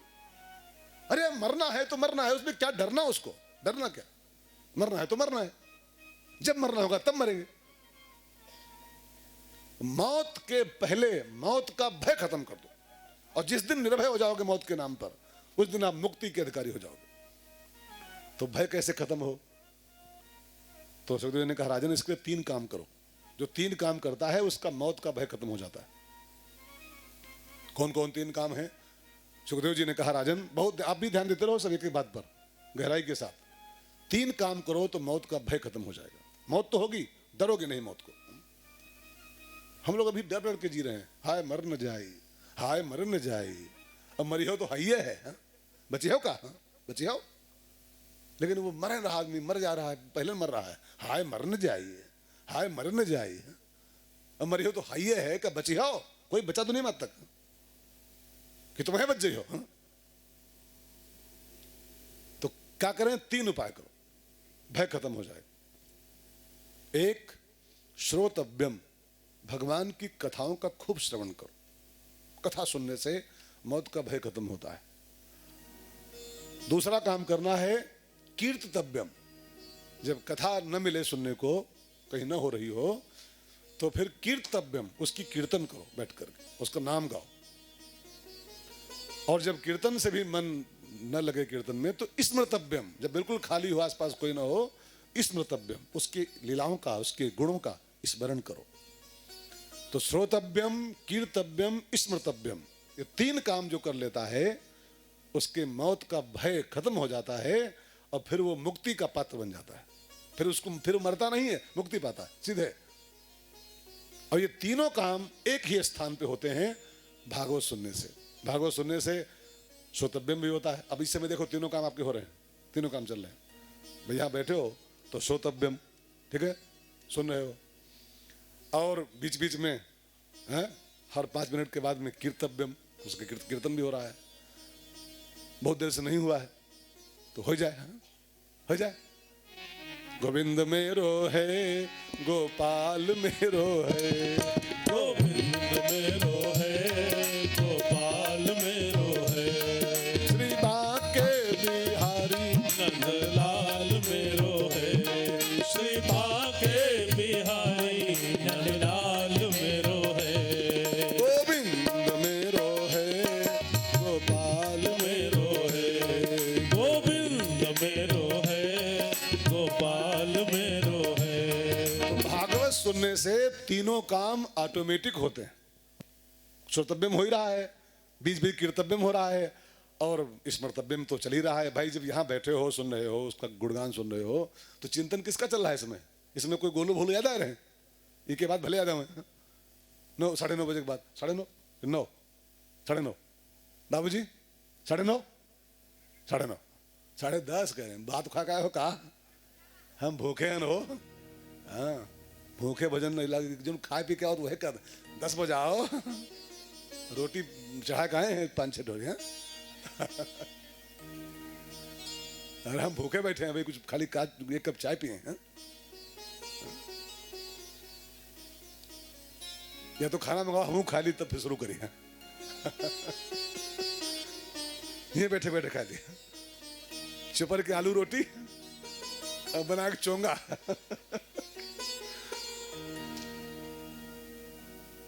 चोंगा की पोंगा, चोंगा ना, चोंगा। तो मैं बोल रहा था यार, कहा था भैया, हाँ तीनों काम एक संग होते हैं भागवत सुनने से। तो मैं तुमको भागवत सुनाऊंगा, इन 7 दिनों में भागवत सुनाऊंगा। और भागवत सुनोगे तो श्रोतव्यम, कीर्तव्यम तीनों काम हो जाएंगे और तुम मुक्ति के अधिकारी हो जाओगे। 7 दिन पर्याप्त हैं इसके लिए, और यहीं से भागवत का शुभारंभ हुआ है। अब मैं आपसे कहूं, चौथी सभा है ये, चौथी, अब भागवत शुरू होने जा रहे हैं। ये 4 सभाएं जो बीती हैं पीछे वाली, वो महात्म्य में और भागवत की भूमिका में बीत गए। मूल भागवत तो अब शुरू होगी, मूल कथा। सुखदेव जी ने यहीं से बात शुरू किया है भागवत की। और जानते हैं, सृष्टि के आरंभ से कथा शुरू हुई। जो सृष्टि नहीं बनी थी है, संसार नहीं था, तब से भागवत शुरू होती। राजन, जब कुछ नहीं था, पृथ्वी नहीं थी, आकाश नहीं था, कुछ नहीं था, प्रलय काल चल रहा था, सब जल ही जल था, केवल पानी ही पानी, पानी पानी। और उसी पानी के प्रलय काल का पानी था, वो कुछ नहीं था, बस पानी के अलावा सब पानी पानी था केवल। उसी पानी के भीतर भगवान नारायण शेष की सैया पर सो रहे थे, शेषनाग पर। जब सृष्टि का समय हुआ, निर्माण का समय हुआ, तो नारायण की नाभि से कमल निकला। वो सो रहे थे, जान नहीं पाए, वो नाभि से कमल, और कमल खिलता हुआ पानी के ऊपर खिल गया। और उसी कमल पे ब्रह्मा जी का अवतार हुआ। ब्रह्मा जी प्रकट हुए, 4 मुख वाले ब्रह्मा जी। अब ब्रह्मा जी बैठे फूल पर कमल के, और चारों तरफ देखें, सब पानी पानी पानी, सब पानी के अलावा कुछ नहीं। अब ब्रह्मा जी चकराए कि पानी में क्या करें, मछली पालें, कहा पानी में कौन काम करे। तो आवाज आई कि तुम पहले तपस्या करो बेटा। कहीं से एक आकाशवाणी हुई, पहले तप करो, तब तुमको काम सौंपा जाएगा। अब ब्रह्मा जी ने उस आवाज को सुनते ही उसी कमल के फूल पर बैठ करके 1000 साल तपस्या की। तपस्या माने होता है पुरुषार्थ, तपस्या माने होता है मेहनत। ध्यान देकर सुनिएगा, और किसी भी काम को करने के लिए, किसी भी काम में सक्सेस होने के लिए तपस्या बहुत मस्ट होती है। बिना तपस्या कोई सफलता नहीं मिलती, कोई काम नहीं हो सकता। जो लड़के MBBS करते हैं, BTech करते हैं, नाम लाते हैं अपना, तो लगता है अरे उनका लड़कवा तो आएगा का नाव, उनका नाव आएगा, लेकिन वो नाव जो नावा है उसके पीछे कितना तपस्या उसकी लगी है उस पर कोई गौर नहीं करता है। 12 घंटे 15 घंटे पढ़ना पड़ता है तब वो नाव आवत है। उनका तो नाव आएगा, नाव ऐसे आएगा, उसकी तपस्या देखो पहले। बिना तपस्या के संसार में कुछ भी नहीं होने वाला, कुछ भी नहीं। हाथ पे हाथ धर के बैठे वाले आदमी को इस संसार में कुछ भी नसीब नहीं होता। रामायण में एक चौपाई है, पढ़िए। सकल पदार्थ है जग माही, सकल पदार्थ है जग माही, कर्महीन नर पावत नाही, कर्महीन नर पावत नाही। इस संसार में सब कुछ उपलब्ध है, लेकिन जो कर्महीन है, पुरुषार्थहीन है, परिश्रम नहीं करता, वो कुछ नहीं पा सकता, कुछ भी नहीं पाएगा। हाथ पांव हिलाना पड़ता है। तो ब्रह्मा जी को आज्ञा मिली, तब करो पहले, तब काम के बनो पहले, तब काम दिया जाएगा। अब ब्रह्मा जी ने तपस्या की, भगवान ने उनको दर्शन दिया कमल के फूल पर ही, और फिर आज्ञा दी, तुम विधाता हो, ब्रह्मा हो, तुम संसार बनाओ, निर्माण करो संसार का। तो ब्रह्मा ने कहा बनाऊं तो, लेकिन पृथ्वी कहाँ है, सब पानी पानी है, इसमें क्या बनाऊं। पृथ्वी तो हिरण्याक्ष नाम का दैत्य लेके बैठा हुआ है। पृथ्वी थी पहले, लेकिन पृथ्वी को एक दैत्य था हिरण्याक्ष, वो उठा ले गया था और पातालपुरी में पानी में नीचे लेके और दबा के बैठ गया था, कब्जा किए बैठा था उसके ऊपर। तो ब्रह्मा ने कहा वो हिरण्याक्ष दबाए बैठा है सरकार पृथ्वी को, अब बिना पृथ्वी हम क्या बनाए, धरती के बिना हम क्या बना सकते हैं। तो हिरण्याक्ष को कौन मारे, कौन पृथ्वी को बाहर निकाले। ब्रह्मा जी को टेंशन था, भगवान तो बोल चले गए संसार बनाओ, लेकिन पृथ्वी तो है नहीं, कैसे बनाऊं। तो उसी टेंशन में ब्रह्मा जी को एक छींक आ गई कि पृथ्वी कौन निकाले, कौन बाहर निकाले, कौन पाताल जाए, कौन हिरण्याक्ष को मारे, इतना बलवान देते हो।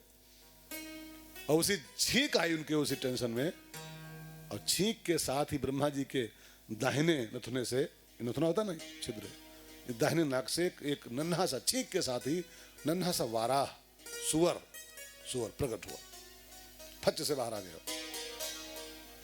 हवा में खड़ा हुआ, और देखते ही देखते पहाड़ के सब विराट विकराल सुअर हो गया। उसके अंदर से भगवान विष्णु की मूर्ति बाहर निकली। कहा ब्रह्मा जी मैं नारायण हूं, मेरा अवतार हुआ है, और मैं जाऊंगा पातालपुरी। भगवान गए पातालपुरी में, 12 रूप में गए, सुअर के रूप में जाके हिरण्याक्ष से युद्ध किया, उसको मारा, और मार के पृथ्वी को उसके चंगुल से छुड़ाया। उसको लेके भगवान बाहर आए, पानी के ऊपर उसको स्तंभित किया, धरती को पानी पर रोका। आपको पता है ये धरती बस ऐसे है, सब पानी पानी है इसमें आसपास। आप विज्ञान पढ़ते हो, 70% धरती पर पानी है, 70% हिस्सा पानी है खाली, बस वो पानी में ही समझ लो रुकी हुई है। 1/4 इसका खाली हिस्सा है जो अमेरिका और लंदन और न्यूयॉर्क पे बस, ये सब खाली 1/4 हिस्से में मात्र है। 30% में सब कुछ है। इंडिया और नेपाल और पाकिस्तान, भूटान, चाइना सब 30% में केवल है, 70% खाली पानी पानी अभी भी। तो पानी पर रोका, और फिर ब्रह्मा जी को आज्ञा दिया अब बनाओ। तो परीक्षित जी ने कहा गुरुजी, सुखदेव जी तनिक रुको, ये दिवाली का हम, दिवाली अभी कहाँ है हो, चलो किसी का पोता होता हुआ होगा।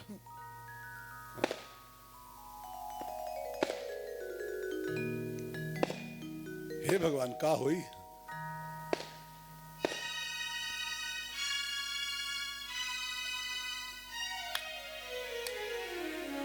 बताओ भैया। हाँ, परीक्षित ने एक सवाल पूछा, गुरुजी अब षष्ठी तो बनेगी है, पहले बताओ कि जो दबाए बैठा था हिरण्याक्ष ये कौन था, जो षष्ठी के पहले बन गया था और ये पृथ्वी को चुराए बैठा था, हिरण्याक्ष था कौन, ये कैसे पैदा हो गया बीच में, ये कहां से आ गया।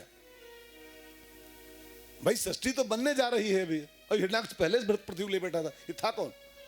कैसे भगवान ने इसको मारा, इसका पूरा परिचय दो। तो सुखदेव जी ने मुस्कुराते हुए कहा, राजन तुम बहुत होशियार श्रोता हो, और होशियार श्रोता वही होता है जो अगर वक्ता बाई चांस कोई टॉपिक भूल भी गया हो, कोई चैप्टर कहीं बाई चांस कहीं खिसक गया हो दिमाग से, तो होशियार श्रोता कौन, जो थोड़ा खड़ा होकर पूछ ले, गुरुजी वो बात छूट गई यार, हाँ ये टॉपिक नहीं कहे आप। राजन सुनो, तुमने पूछ लिया है तो सुनो, हिरण्याक्ष कौन था। सृष्टि निर्माण के पहले ब्रह्मा जी ने 10 मानस पुत्र बनाए थे। ध्यान देकर सुनिएगा, 10 मानस पुत्र। मानस माने वो मन से पैदा हुए थे, सृष्टि पहले थे वो, ये संसार नहीं था उसके पहले 10 मानस पुत्र। उसमें से एक का नाम था मरीचि, मरीच ऋषि। मरीच के बेटे का नाम था कश्यप। कश्यप जी के 2 पत्नियां थी। हिरण्याक्ष कैसे पैदा हुआ, कैसे पृथ्वी ले गया, जरा ध्यान देकर सुनना कथा पर। ब्रह्मा जी का मानस बेटा मरीच, मरीच के बेटे कश्यप ऋषि, और कश्यप की 2 धर्म पत्नियां। एक का नाम था दिति और एक का नाम था अदिति। दिति एंड अदिति। दिति जो है वो दैत्यों की मम्मी बनी, उससे सब दैत्य पैदा हुए, और जो अदिति मैया थी उससे सब देवताओं का जन्म हुआ। दोनों पापा एक है दोनों का, देवता और दैत्यों का बाप एक है कश्यप। जब कश्यप और दिति मिले तो दैत्य पैदा हुए, और कश्यप अदिति जब मिले तो देवता पैदा हुए। अब दैत्य कैसा पैदा हुए दिति के गर्भ से? हुआ यूं, एक दिन सायंकाल का समय था, 5-6 बज रहा होगा, सूर्यास्त हो रहा था धीरे धीरे, और सूर्यास्त, कश्यप ब्राह्मण है, ब्रह्मा का बेटा होता है, ब्रह्मा तो ब्राह्मण है जाति से हो। अब ब्राह्मण के लिए आज्ञा है 2 टाइम कम से कम संध्या अवश्य करे। वैसे त्रिकाल संध्या की आज्ञा है, 3 टाइम संध्या, प्रातःकालीन संध्या, मध्यकालीन संध्या दोपहर में, और सायंकालीन संध्या। 3 टाइम भगवान की उपासना करने का आज्ञा ब्राह्मण नाम की, ब्राह्मण जाति को है। अगर मान लो आजकल व्यस्तता है, अब 3 टाइम न कर पाए बाई चांस, तो 2 टाइम की संध्या तो बिल्कुल मस्त है करना ब्राह्मण के लिए। सुबेरे की पूजा और शाम की पूजा जरूर करे, जरूर करे। और जो ब्राह्मण नहीं करता है तो लिखा है संध्याहीना द्विज शूद्र उच्चते। जो ब्राह्मण संध्याहीन है वो ब्राह्मण नहीं, वो शूद्र है, शूद्र है, उसको ब्राह्मण कहना ही अपराध है। जनेऊ पहनस खाली क्या होता है, डोरा बांधस खाली क्या होता है? अगर वो संध्याहीन है तो शूद्र है शास्त्र के अनुसार। तो संध्या का समय था, सूर्यास्त का समय था। अब कश्यप जी अपना आसन वासन ठीक कर रहे थे संध्या पूजा के लिए, अपना वो पात्र वगैरह सब आसनी पासन ठीक कर रहे थे। क्या हुआ, उसी समय, उसी संध्या बेला में ही वो संध्या की तैयारी कर रहे थे पूजा की। जो छोटी रानी उनकी है दिति, दैत्यों की, अभी दैत्य नहीं पैदा होते उसके यहाँ, वो कामातुर होकर के अपने पति के पास संध्या बेला में आई। वो पूजा का समय था, वो कामातुर होकर आई और अपने पति से प्रणय याचना किया उसने, काम याचना की। तो कश्यप जी ने समझाया कि देवी ये ठीक नहीं है, संध्या बेला है, भगवान की पूजा का समय है, तुम भी जाओ आरती करो, तुलसी माता की आरती करो, दीपक जलाओ घर में। संध्या का समय कहीं इसके लिए होता है? संध्या के समय भगवान की उपासना करनी चाहिए, पूजा पाठ करना चाहिए, आरती वारती करनी चाहिए। संध्या निपट जाए, रात हो जाए तो फिर ठीक है, तुम्हारी इच्छा पूरी करेंगे हम।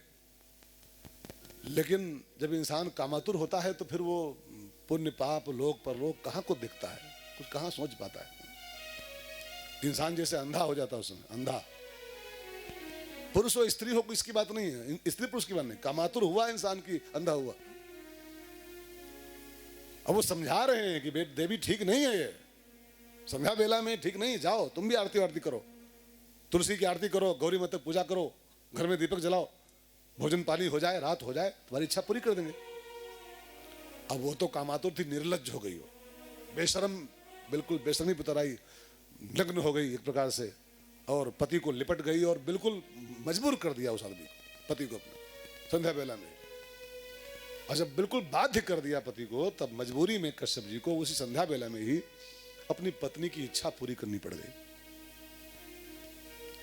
लेकिन निवृत्त होने के बाद कश्यप जी ने श्राप दे दिया दिति को, मूर्ख, इतना पवित्र समय था ये, पूजा पाठ का समय था, और तूने इस पवित्र काल में खुद तो तूने अपराध किया ही है, मुझको भी लिप्त किया तूने इस काम में। मेरा श्राप है इसका परिणाम तू पाएगी, तेरे गर्भ से 2 दैत्य पैदा होंगे, तू दैत्यों की मां बनेगी। भाई बहनों ध्यान देके सुनेगा, ये दैत्य जो पैदा हो रहे हैं ना, पैदा जो होते हैं, इसका कारण वो नहीं है, इसका कारण माता पिता ही होते हैं। माता पिता का असंयम, माता पिता की लापरवाही, माता पिता की मूर्खता ही गलत संतानों के जन्म का कारण बन जाती है। गलत संतान ऐसे नहीं पैदा होती। हम लोग मनमानी करना शुरू करते हैं, न शास्त्रों की मानेंगे न संतों की मानेंगे, जो मन होगा वो करेंगे, जब मन होगा तब करेंगे। इसी का परिणाम होता है कि राक्षस टाइप के बच्चे पैदा होते हैं। शास्त्रों में सब साफ साफ लिखा हो। हमारे यहाँ मैं एक बात कहूँ ना, थोड़ा गंदा लग रहा हो सुनने में आपको, गर्भाधान भी संस्कार लिखा हमारे यहाँ है। ये खिलवाड़ नहीं है, खेल नहीं हमारे माना गया। बच्चा पेट में आए वो संस्कार है पूरा, एक उसके मंत्र हैं, उसकी विधियां हैं, उसका समय दिन सब फिक्स किया गया है। और जब वो उस हिसाब से जब बच्चा पेट में आता है तब वो संस्कारी बच्चा पैदा होता है। और मनमानी तरीके से आएगा तो फिर वो गुटखा छाप पैदा होगा, फिर गुटखा छाप। फिर उम्मीद न करना कि वो संस्कारवान पैदा होगा, फिर वो गुटखा दारू यही सब पिए खाएगा। अब फिर आएंगे, महाराज जमाना बड़ा खराब है, बच्चे बहुत नालायक पैदा। अरे नालायक पहले तुम हो, हाँ, तब बच्चे नालायक हो रहे हैं। बच्चे आए कहां से यार? बच्चे तुम्हारी वजह से आए हैं। अगर गंदे बच्चे पैदा हो रहे हैं तो माता पिता गंदे हैं पहले, है? न शास्त्रों की मानते न संतों की मानते, मनमानी कर रहे हैं हर जगह। तो मनमानी करेंगे तो परिणाम अच्छा नहीं होगा। चार काम ऐसे लिखे हैं, मैं याद करूं, एक श्लोक मैंने कहीं पढ़ा था, 4 काम संध्या काल में नहीं करने चाहिए। 4 काम अगर करोगे तो परिणाम बुरा आएगा। आहारा, भोजन, मैथुन, स्वाध्याय और निद्रा। ध्यान देकर सुनेगा, आहार, भोजन, मैथुन और नींद, ये 4 काम संध्या काल में नहीं होने चाहिए। अगर संध्या बेलम सो गए आप 6 बजे 6:30 बजे, तो लिखा है बीमार हो जाओगे, आपका स्वास्थ्य खराब हो जाएगा। आहारा जायते व्याधि, अगर संध्या काल में खाना खाओगे 6 बजे के आसपास, उधर 5-6 बजे सवेरे, इधर 5-6 बजे शाम को अगर भोजन करोगे, बीमार हो जाओगे। निद्रा श्रियम, अगर इस समय सोओगे संध्या बेल में तो आपकी लक्ष्मी श्री विनाश हो जाएगी।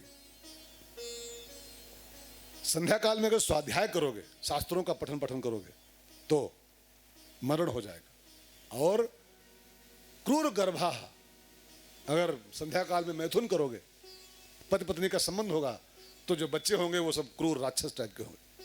ऐसा साफ साफ लिखा है शास्त्रों में। अब संध्या काल में दिति को श्राप दे दिया कश्यप ने, तेरे गर्भ से 2 दैत्य पैदा होंगे, तो दैत्यों की मां बनेगी। अदिति मैया ने वो श्राप जब सुना कि मेरे गर्भ से दैत्य पैदा होंगे, तो उसने अपने गर्भ को रोक दिया, मैं पैदा ही नहीं करूंगी इनको। पेट में आ तो गए बच्चे वो दोनों, अब श्राप है तो कैसे नहीं आएंगे। राक्षस 2 आ गए, लेकिन उसने अपने योग बल से, अरे कश्यप की पत्नी है वो, तपस्विनी है, उसने अपने योग बल से गर्भ को अंदर रोक दिया, मैं पैदा नहीं करूंगी इनको, मैं दैत्यों की मां बनूं, मैं इनको पैदा नहीं करूंगी। 100 साल हो गए, 100 वर्ष, वो गर्भ जो पेट में 2 बच्चे आए थे, पैदा नहीं कर रही हो, रोके बैठी। आखिरकार कब तक उनके जो अंदर वो 100 साल हो गए, उनका तेज बढ़ना शुरू हुआ, तो पूरे संसार में जैसे सब वो क्या होता है, दावाग्नि फैल गई पूरे संसार में। तब सारे देवता इकट्ठा हुए, ब्रह्मा वगैरह, और दिति मैया विनती किया, माता जी इनको पैदा करो, ये सब राख हो जाएगा। ये दोनों का तेज अंदर जो रुका पड़ा है, ये पैदा नहीं होंगे तो सब भस्म हो जाएगा।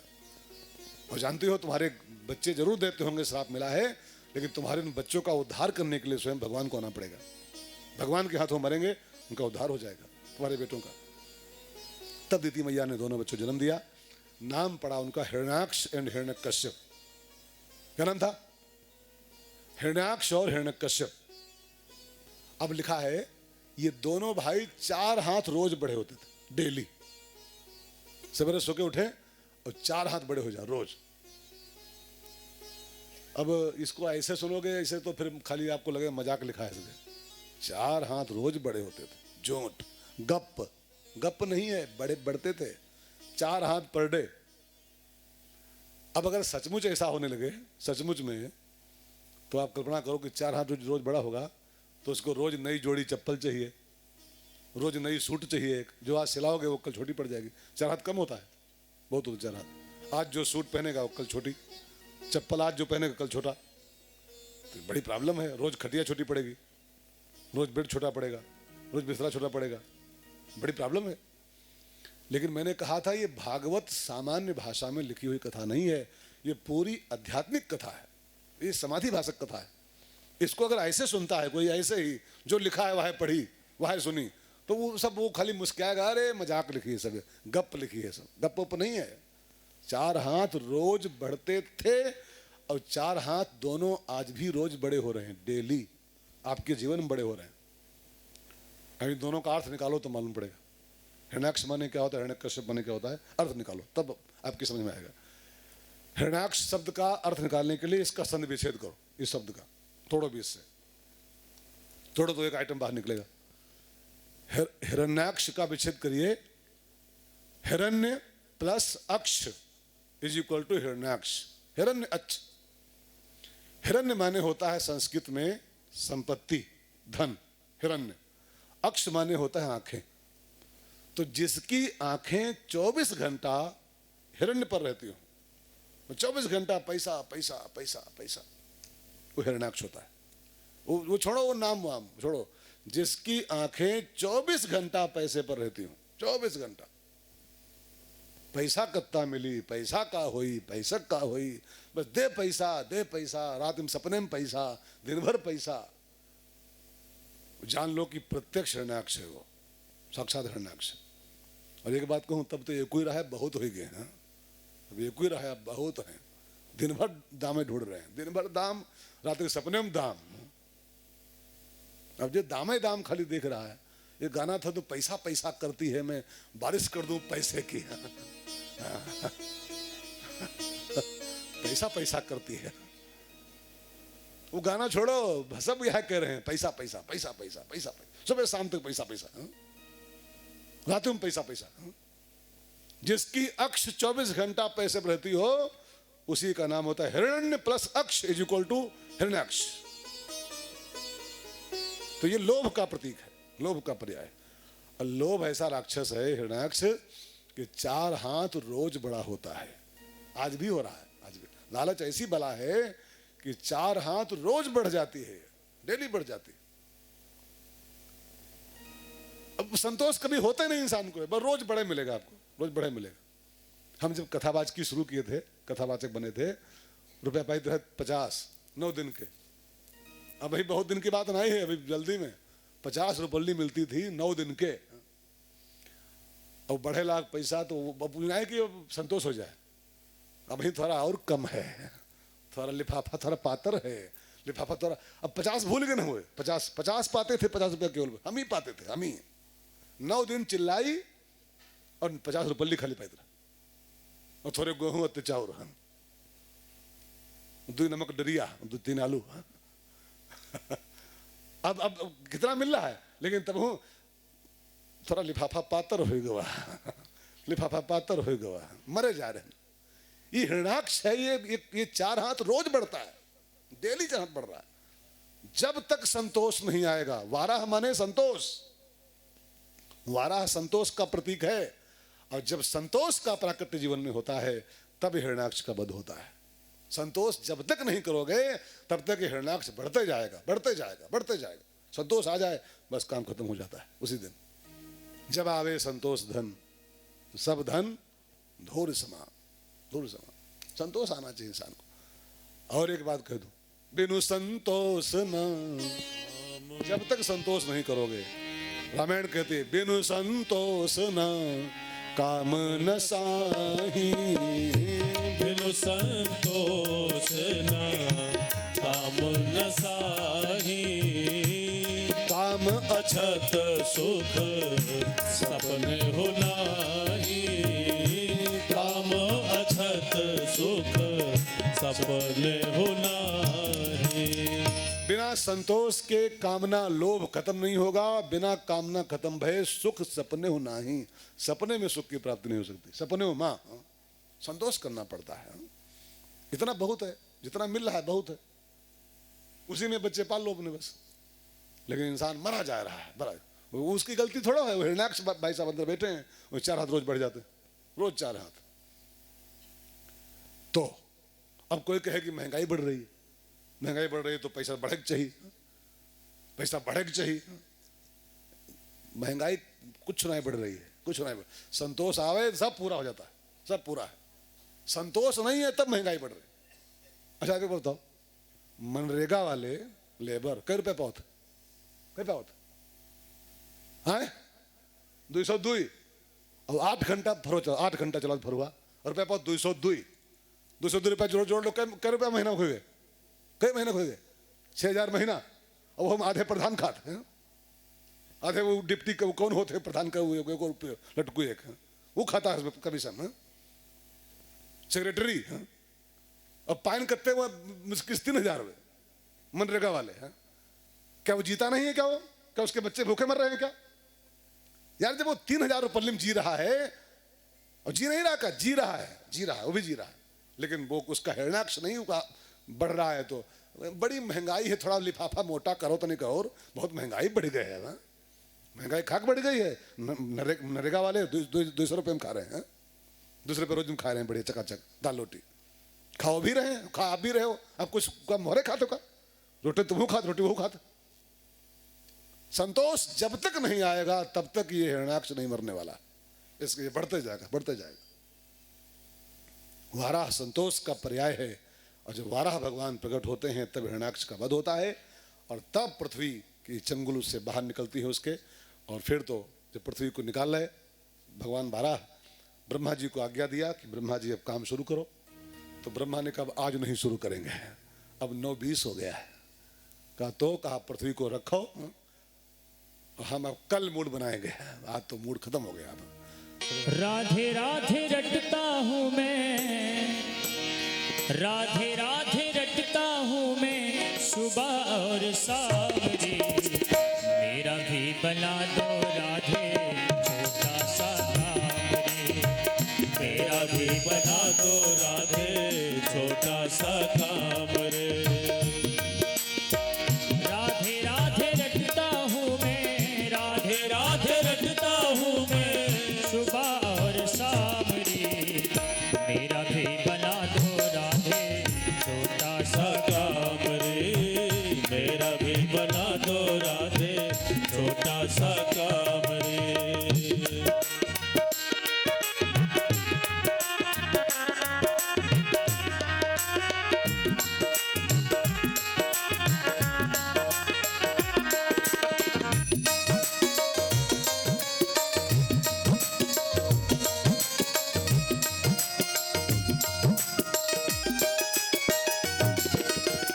तेरे बिना भाए नहीं मोहे नाम दूजारी।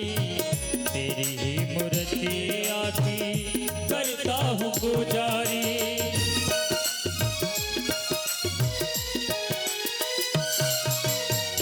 तेरे बिना भाए नहीं मोहे नाम दूजारी। तेरी ही मूर्ति आकी करता हूँ गुजारी। तुम बिन भाए नहीं, तुम बिन भाए नहीं सलोना श्यामरी। मेरा भी बना दो राधे छोटा सा काम रे। मेरा भी बना दो राधे छोटा सा काम रे।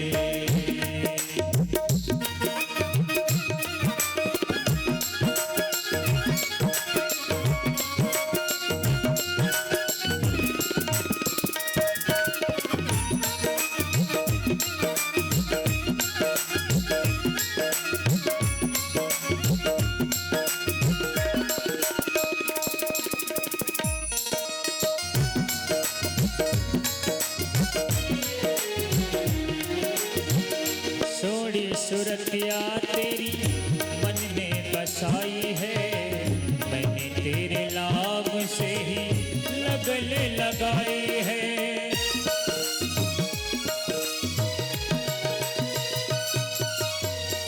सोनी सुरतिया तेरी मन में बसाई है, मैंने तेरे नाम से ही लगन लगाई है। मैं तो तेरी भक्ति का, मैं तो तेरी भक्ति का पी गया जाम रे। मेरा भी बना दो राधे छोटा सा काम रे, मेरा भी बना दो राधे छोटा सा काम रे।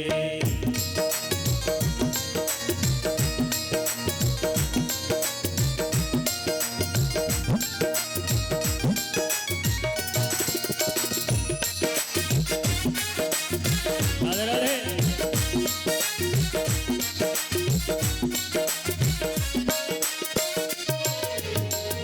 कोठी नकार बगला कछु नहीं मांगू मैं, छोटी सी इच्छा मन का कमल खिलाओ मैं।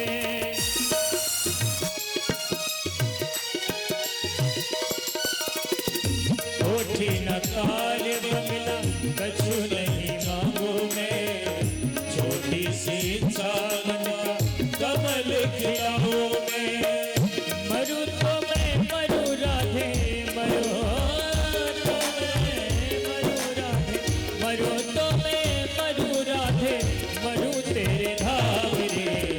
मेरा भी बना दो राधे छोटा सा काम रे, मेरा भी बना दो राधे छोटा सा काम रे। सभी भक्त हाथ उठा करके ताड़ी बजाते हुए एक बार संकीर्तन कर लें, बड़ा आनंद आएगा। राधे राधे रखता हूँ मैं, राधे राधे रखता हूँ मैं सुबह और शाम रे। मेरा भी बना दो राधे छोटा सा काम रे, मेरा भी बना दो राधे छोटा सा काम रे। मेरा भी बना दो राधे छोटा सा काम रे।